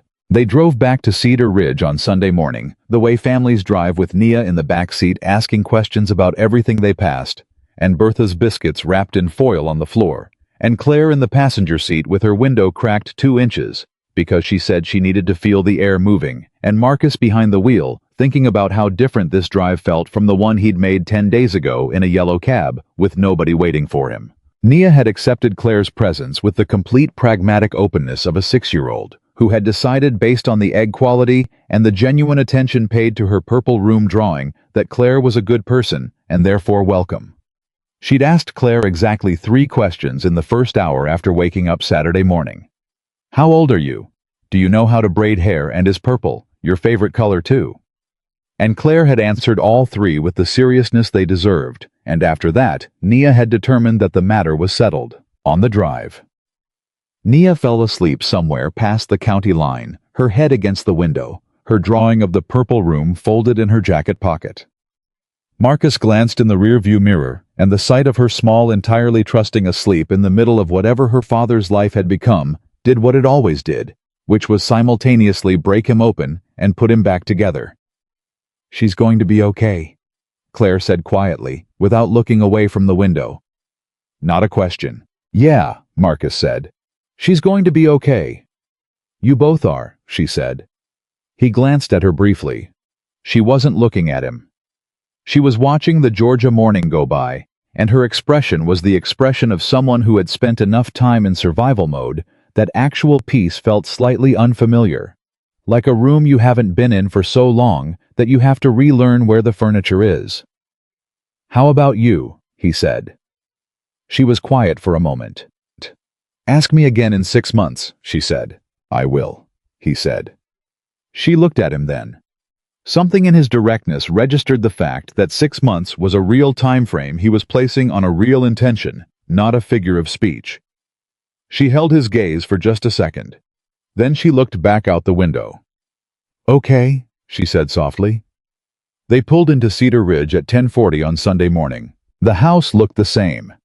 Mrs. Alderman's curtains moved as they pulled up. She was watching, which meant she'd been watching. Which meant Cedar Ridge was doing what small towns do when something happens in their geography, paying close attention and saying nothing directly. Nia woke up when the truck stopped and immediately wanted to know if they were home. "We're home," Marcus said. She was out of the truck before he'd cut the engine. She stood on the front walk and looked at the house with the evaluative attention of someone taking ownership of a place for the first time, which in every way that mattered she was. She'd visited her grandmother here, but that was visiting. This was different. She walked up to the porch and put her hand on the railing and looked back at Marcus with an expression that said the assessment was ongoing and she would report her conclusions in due course. Marcus carried the bags in. Claire carried her own. The house was exactly as they'd left it, still slightly cool from 2 nights without occupation, carrying the faint smell of coffee and old wood that Marcus had already begun to associate, not with absence, but with continuity. The kitchen looked the same. The table looked the same. The 2 coffee mugs they'd left in the drying rack were still there. James called at 11:15. "Carter's attorneys filed their response Friday afternoon," he said. "It's what I expected. They're characterizing the relationship as consensual, the post-breakup contact, as concern, rather than harassment, and last. Thursday night's visit to the Cedar Ridge property as an attempt to return personal belongings." A pause that had something dry in it. "At 3 in the morning. "That won't hold," Marcus said. "It's not going to hold," James confirmed. "The police log timestamp alone contradicts the characterization. But here's the development I want you to tell Claire about, because I want her to hear it from you first." He paused. "Sarah Okafor's attorney filed an amicus declaration this morning. It's not a formal joinder.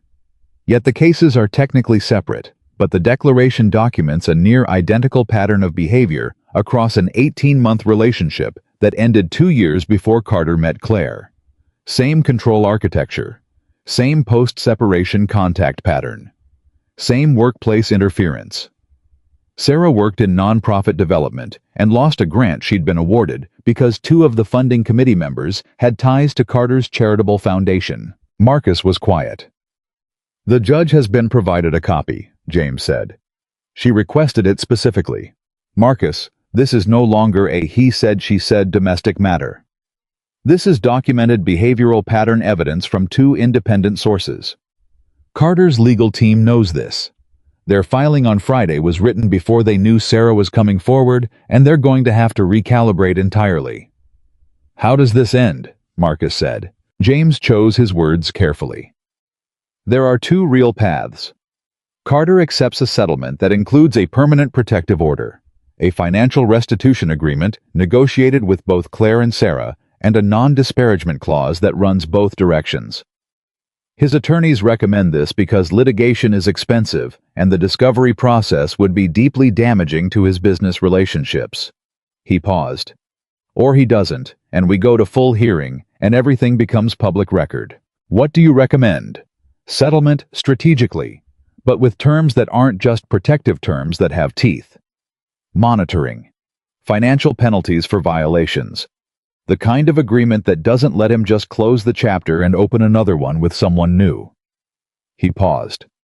But that's Claire's decision, not mine and not yours. I know, Marcus said. I'll tell her. He found her in the kitchen. She was standing at the counter making coffee. She'd slipped back into the domestic routine of the house, the way someone slips back into a language they grew up speaking, and she turned when he came in with the phone call expression still on his face. Tell me, she said. He told her. All of it: Sarah's declaration, the two paths, James's assessment, the teeth in the agreement option. He told it straight without framing it toward either direction, because it was her call, and he respected that absolutely. She listened with her hands wrapped around an empty coffee mug, and her eyes on his face, and the particular focused stillness she brought to information that required real decisions. When he finished, she was quiet for almost a full minute. Then she said, if he settles and there's no public record, what stops him from doing this again to someone else? Someone who doesn't have a James Whitfield or a... She stopped, made a small gesture that encompassed the kitchen, the house, all of it. Someone who doesn't land somewhere safe. Marcus looked at her. Nothing stops him, she said. That's the answer, right? A private settlement is just an expensive reset. That's the risk, he said. Then I want the hearing, she said. If he won't agree to terms with real enforcement, if it's just a check and a signature and everyone moves on, I want the full hearing. I want it in the public record. She paused. Not for me. For the next one. Marcus was quiet for a moment. That's going to be harder, he said. On you. On your timeline. It could take months. I know, she said. I've been doing hard for 3 years. I can do hard for a few more months if it matters. He called James back. James listened, then said in the precise tone of a man who had just had his own assessment confirmed, I'll communicate that to opposing counsel today. And Marcus, tell her that the moment she made that decision is the moment this case stopped being about Daniel Carter and started being about something larger. His attorneys are going to understand that immediately. And men like Carter, when they understand that they can't control the narrative, sometimes make the smartest decision they've made in years and cut their losses. A brief pause. We'll see. It was 3 days later on a Wednesday afternoon when Carter's attorneys called with a counteroffer. Marcus was in the backyard with Nia, who was helping him, or more precisely supervising him, as he cleared out the overgrown sections of Dorothy Reed's garden, when Claire came to the back door with her phone, and an expression he'd learned to read: precisely controlled surface, significant activity underneath. They're offering settlement, she said. Permanent protective order, financial terms that James says are serious. And? She looked at the phone. A public acknowledgement of conduct. Not a full admission, but a statement of record that is, in James's words, more than they've ever offered anyone. Nia looked up from the section of dirt she'd been examining. Is that good? She asked Claire. Claire looked at her. Yes, she said. That's good. Then why do you look like that? Nia said. Claire blinked. Like what? Like when you're trying to figure out if something is actually good or just looks good, Nia said with the complete accuracy of a child who has been paying closer attention than anyone realized. Claire looked at Marcus. Marcus looked at his daughter with the specific combination of pride and helplessness that she reliably produced in him. Read James's full analysis, he said to Claire. Then decide. Don't decide yet. She went inside. Marcus looked at Nia. How do you know things like that? He said. She shrugged, very thoroughly unbothered. You look at people, she said. He sent her to wash her hands for lunch. James's full analysis arrived by email 40 minutes later, and Marcus and Claire read it together at the kitchen table, while Nia ate her sandwich in the living room in front of a television program about animated animals with, as far as Marcus could tell, unusually complex social lives. The terms were real. Permanent protective order with financial penalties for violations enforceable across state lines. A restitution figure that Claire's share of Marcus didn't ask the number. It was hers, was per James's assessment, sufficient to rebuild her career on her own terms. A public statement of record that stopped short of admission, but went further than any standard non-disclosure settlement, one that would be filed with the court, and therefore accessible. And a clause: this was James's negotiation, and it was specific, that included a requirement for Carter to undergo a structured accountability program with third-party monitoring and reporting for 18 months. That last clause was the one that made the settlement real rather than merely expensive. He agreed to monitoring, Claire said. His attorneys recommended it, Marcus said, because the alternative is public discovery, and they know what's in the discovery. She read the clause again, then she looked up. James got them to agree to this. James is very good at his job, Marcus said. Is this enough? She said. Not to Marcus specifically. More to the room, to herself, to the version of the question that only she could actually answer. He didn't try to answer it for her. She sat with it for a few minutes. The kitchen was quiet, except for the faint sound of the television from the next room, and Nia's occasional editorial comments directed at the animated animals. Then Claire said, "Yes, this is enough. This is what it needed to be." She called James and told him. James said he'd have the finalized agreement in front of them by Friday, and that opposing counsel had already indicated they wanted this done quickly, which James translated as, "Carter wants this closed before it gets any more traction, and the fact that he wants it closed quickly means the leverage is entirely ours, which means every term in this document stays exactly as written." When she hung up, Claire sat very still at the table for a moment. The kind of still that comes at the end of something, not emptiness, but the specific quality of a person who has been bracing against a force for so long that when the force finally relents, the body doesn't know immediately how to stop bracing. Marcus didn't say anything. He let the moment be what it was. After a while, she looked up at him.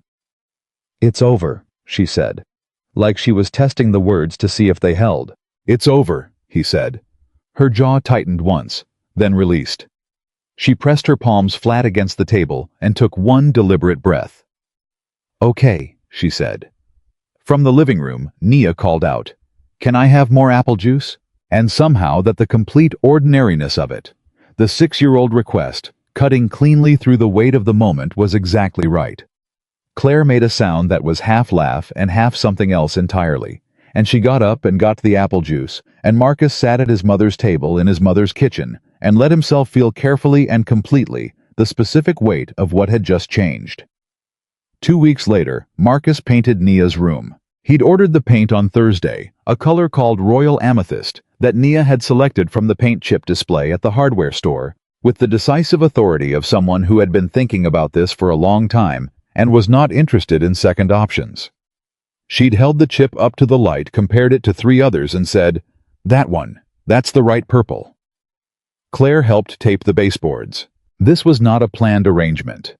She'd been in the house when he started helping Nia move the smaller furniture out into the hallway, and at some point, the helping had simply continued because that was how things worked between them now.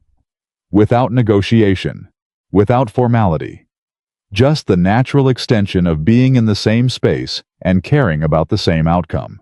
Nia supervised from the doorway, having been told that painters needed space and that her job was quality control, a designation she had accepted as appropriate to her skill set. "Is that even?" she asked the third time Marcus ran the roller across the far wall. "It's even," Marcus said. "It looks a little lighter on the left side. It's wet. It'll even out when it dries." A pause. "How do you know?" "Because that's what paint does," he said. Another pause. "Claire, is that true?" Claire looked up from the baseboard section she'd been edging. "Completely true," she said. "Wet paint always looks uneven. Give it an hour." Nia considered this. "Okay," she said, extending the institutional trust she'd allocated to Claire's expertise. "But I'm checking in an hour." Noted, Marcus said. They worked through the afternoon with the radio on low in the background, an oldies station that Marcus's mother had always favored, which he'd turned on without thinking about it, and then left on because it felt right. The paint went up gradually, and the room that had been beige and slightly formal, the room Marcus had grown up in, and then vacated, and then returned to as a place to sleep, while everything around him was uncertain, became purple. Became Naya's. Became something forward-facing rather than backward-looking. While Marcus worked the second coat on the ceiling border, Claire sat on the floor below him and said without preamble, "I got a call from my old supervisor yesterday." He looked down at her. "And? The board voted to close the expense investigation," she said. Unanimously. She said 2 of the members who'd pushed for it in the first place had quietly informed the chair that they were withdrawing from the board for personal reasons. A pause. Harold Finch and Robert Ames. Marcus resumed painting. Carter cut them loose. His attorney told them to distance themselves, she said. Standard legal triage.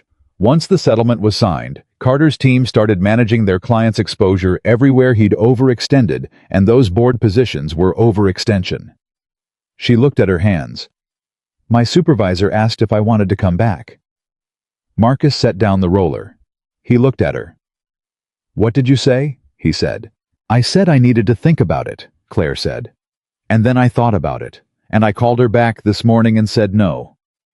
She looked up at him. Not because of what happened, because I'd been thinking while all of this was going on about what I actually wanted my work to be. And it's not what I was doing there. She paused. I've been looking at a non-profit that does housing support for women coming out of domestic violence situations. They need a program director. The salary is less. The work is harder. She met his eyes. It's exactly right. He looked at her for a long moment. Yeah, he said. Yeah, she said. Yeah, he said. That's exactly right. She held his gaze. Then she looked back at the purple wall, and something in her face was different from every version of her face he'd seen since the first night in the kitchen. Lighter, more settled, pointing toward something rather than away from something. Marcus, she said. Yeah, I need to find my own place, she said. It wasn't an announcement, and it wasn't a departure. It was the specific statement of a person reestablishing the boundary between gratitude and dependency, which she understood better than most people, precisely because she'd had that boundary violated in the most damaging possible way. I've been here 3 weeks. I don't want to. I don't want this to become something it isn't. Something that's based on proximity and crisis, rather than... She stopped. Rather than what it actually is, Marcus said. She looked at him. I know, he said. I've been thinking the same thing. He picked up the roller again. There are 2 apartments above the hardware store on Clement Street. The building changed owners 6 months ago, and from what Mrs. Alderman told me, they're renovating both units. I'll ask about the timeline. Claire was quiet for a moment. Cedar Ridge, she said. Cedar Ridge, he confirmed. You're not suggesting that because you think I need to stay close, she said. Carefully, testing the frame. I'm mentioning it because it's a fact I know, he said. What you do with it is your call. She thought about it. He could see her thinking about it. The practical assessment. The honest interrogation of her own motivations. The specific self-awareness of someone who had done a full inventory of her own psychology and didn't intend to stop paying attention. I'll look at them, she said. Okay, he said. Nia appeared in the doorway exactly 1 hour after she'd left per her stated intention. She looked at the wall. She walked to the center of the room and turned in a slow circle examining each surface. Then she stopped, faced the main wall, clasped her hands in front of her in a gesture Marcus recognized from his mother, the gesture of reaching a final assessment. It's the right purple, Nia said. The relief in the room was disproportionate to the stakes and entirely real. Told you, Marcus said. You told me about the evenness, Nia said precisely. Claire told me about the right purple. I picked the can, Marcus said. I picked the color from the chip, Nia said, and Claire confirmed it was correct. She looked at them both with the expression of someone closing a meeting. It was a team effort. She walked back out into the hallway to inspect the furniture they'd moved, already planning its return. Marcus looked at Claire. Claire looked at Marcus. "Team effort," she said. "Apparently," he said. That evening, Marcus sat on the front porch after Nia was in bed in the back bedroom, temporarily, while her room dried, and looked at Cedar Ridge going quiet, the way it always went quiet in the evening, the particular southern small-town transition from day to night that he'd grown up inside of and left and carried with him and returned to. He was thinking about his mother's letter. I was thinking about the specific sentence he'd read 4 times since he found it. The sentence about the night in the kitchen, when he was 17 and Claire was 16, about his mother standing in the hallway and listening to 2 broken kids talk in the dark about the way she'd written. I believe those 2 people quietly helped each other survive without either of them fully knowing they were doing it. He'd spent 32 years not knowing. I didn't think that was a tragedy. He thought it was something more interesting than a tragedy, the discovery that the moments which change us most aren't always the ones we recognize in real time. That sometimes the turning point is invisible when you pass through it, and only becomes legible from a distance looking back with enough of your life in the rear view to finally see the shape of it. The front door opened, and Claire came out with 2 cups of coffee. She sat in the other his mother's chair, the one that had sat at the wrong angle for weeks, because nobody was living in this house who knew where it belonged, and she set 1 cup on the porch rail beside him and wrapped both hands around her own. They sat without talking for a while. The street was quiet. Mrs. Alderman's porch light was on. 3 houses down, someone was playing music low enough that it was more feeling than sound. "James called me this afternoon," Claire said, "while you were putting Nia to bed." He looked at her. "Sarah Okafor reached out to him directly," she said. "She wants to meet me." A pause. "She said she's been thinking about what would have happened if she'd had someone in her corner when she first tried to file. Someone to hold the ground with her." She looked at her coffee. "She said she thinks we should know each other." Marcus thought about 2 women who had never met, connected by a chain of events they hadn't chosen, who had, by the specific combination of Claire's decision to go first and Sarah's decision to follow, dismantled something that had been operating without consequence for years. "You should meet her," he said. "I know," she said. "I already told James yes." She paused. "She's in Atlanta. She works for a policy organization now," she said. Claire stopped, seemed to be deciding how to frame something. She said that when she saw the filing, when she understood that someone else was finally saying the same thing she'd tried to say, she said, she felt like she'd been holding her breath for 18 months and had finally been allowed to exhale. The street was quiet. "That's what it does," Marcus said. "The isolation. It makes you feel like the experience belongs only to you. Like maybe you're wrong about it. Like there's no external reality that confirms what you know internally." "Yes," Claire said.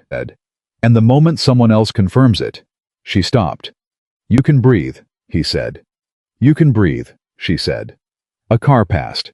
Its headlights moved across the porch and kept going. Neither of them tracked it with any alarm. That Marcus realized was different from 3 weeks ago. The reflex was still there, the heightened attention, the quick assessment, but it ended with the information rather than continuing past it into threat calculation. The background noise rather than the foreground. It was changing shape, the way he'd told her it would. "Can I tell you something?" Claire said. "Yeah, I almost didn't come here," she said. "When I left Atlanta, I had your mother's promise in my memory and her key in my hand. But I sat in a parking lot outside the city for 2 hours before I drove to Cedar Ridge, because I kept thinking it's been 15 years. Dorothy's gone. Her son is a stranger. The house probably means nothing now. I'm building something on a foundation that doesn't exist anymore." She looked at her hands around the cup. "And then I thought about the night in the kitchen," she said quietly. "I thought about the way that conversation had stayed with me, not the words of it, because the specific words were gone, but the feeling of it. The feeling of being in a room with someone who was struggling as badly as I was and wasn't pretending otherwise. The feeling of not having to be okay." She paused. That feeling had been real. It had lasted 15 years. And if a 2-hour kitchen conversation between two broken teenagers had lasted 15 years, then maybe the foundation wasn't gone. Maybe it was just waiting to be built on. Marcus was quiet. "So I drove here," she said. "And I came home," he said. "And your mother," she said softly, "was right about most things. I thought about Dorothy Reed deciding at some point in the last months of her life to leave a key with Mrs. Alderman across the street." He thought about the letter taped to the bottom of the desk drawer. He thought about the specific, deliberate, long-game faith of a woman who believed that the things she'd built in quiet, the trust, the openness, the willingness to give what she had to people who needed it, would hold up under weight. They had held up under weight. They were holding right now. "She trusted both of us," Marcus said. "Before we trusted ourselves," Claire nodded slowly. "That's what good people do," she said. "They believe in the capacity before they see the proof." The night was warm and still. Somewhere down the block, the low music had stopped. The porch was quiet in the way that felt inhabited rather than empty. 2 people in 2 rocking chairs, 2 coffee cups, the particular density of a silence that has things in it. "Marcus," Claire said. "Yeah. Thank you." She said it simply without ceremony, the way real gratitude sounds when it has nothing to perform. For the key that was already mine. For the eggs at 5 in the morning. For James Whitfield. For not making me feel like a problem to be managed. A pause. For letting me help paint the room. "You taped the baseboards," he said. "I taped very good baseboards," she said. "The best," he said. She smiled then, a real one, full the version he'd only seen once or twice before, and that transformed her face into something that looked the way she must have looked before 3 years of navigating Daniel Carter had taught her to hold everything more carefully. He had the thought clearly, and without complication, that he was glad to have seen it. That he intended to see it again. He didn't say any of that. He would have time to say things. That was the point of what had happened, that there was time now.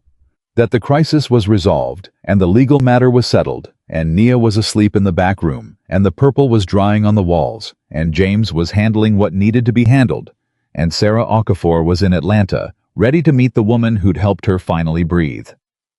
There was time. He picked up his coffee. She picked up hers. The street stayed quiet, and Marcus Reed sat on the porch of his mother's house. His house, Nia's house, the house that had stopped being a memorial and started being a home, and understood something that his mother had probably understood for years, and had simply been patient enough to let him arrive at on his own terms. The life he'd come home to build wasn't the quiet, withdrawn start-from-zero life he'd imagined on the plane back from overseas. It wasn't rest in the simple sense. It wasn't the absence of difficulty. It was this, exactly this. 2 people on a porch. A child asleep inside. A street that knew their names. A legal record that would protect people they hadn't met. A friendship built in kitchens and late nights and crisis and coffee, built on a foundation laid by a woman in church shoes on a 6-foot ladder who believed with her whole precise and generous heart that the right things would find each other if you left enough doors open. His mother had left every door open. And the right things had found each other. Marcus looked out at Cedar Ridge going about its quiet Sunday night business, and felt in the deepest and most undefended part of himself. Something he hadn't felt in longer than he could accurately remember. He felt home. Not the home of a specific address or a set of rooms or a property tax bill with his name on it. The home that lives inside a life, when the life is finally truly pointing in the right direction, when the people around you are there because they chose to be, when the work you're doing is work that matters, when the child sleeping inside is growing up in a place that will tell her every single day in the language of small consistent acts that she is loved and safe and worth every sacrifice that brought her here. 14 months overseas. 2 years in his mother's grief. A stranger in the kitchen. 6 words he hadn't understood. 40 pages of documentation. A judge in Atlanta. A woman named Sarah who needed someone to go first. A lawyer who owed a favor. A 6-year-old who could identify the right purple at 20 yards. A key left with a neighbor across the street. All of it had led exactly here. And here Marcus Reed finally understood was exactly where he was supposed to be.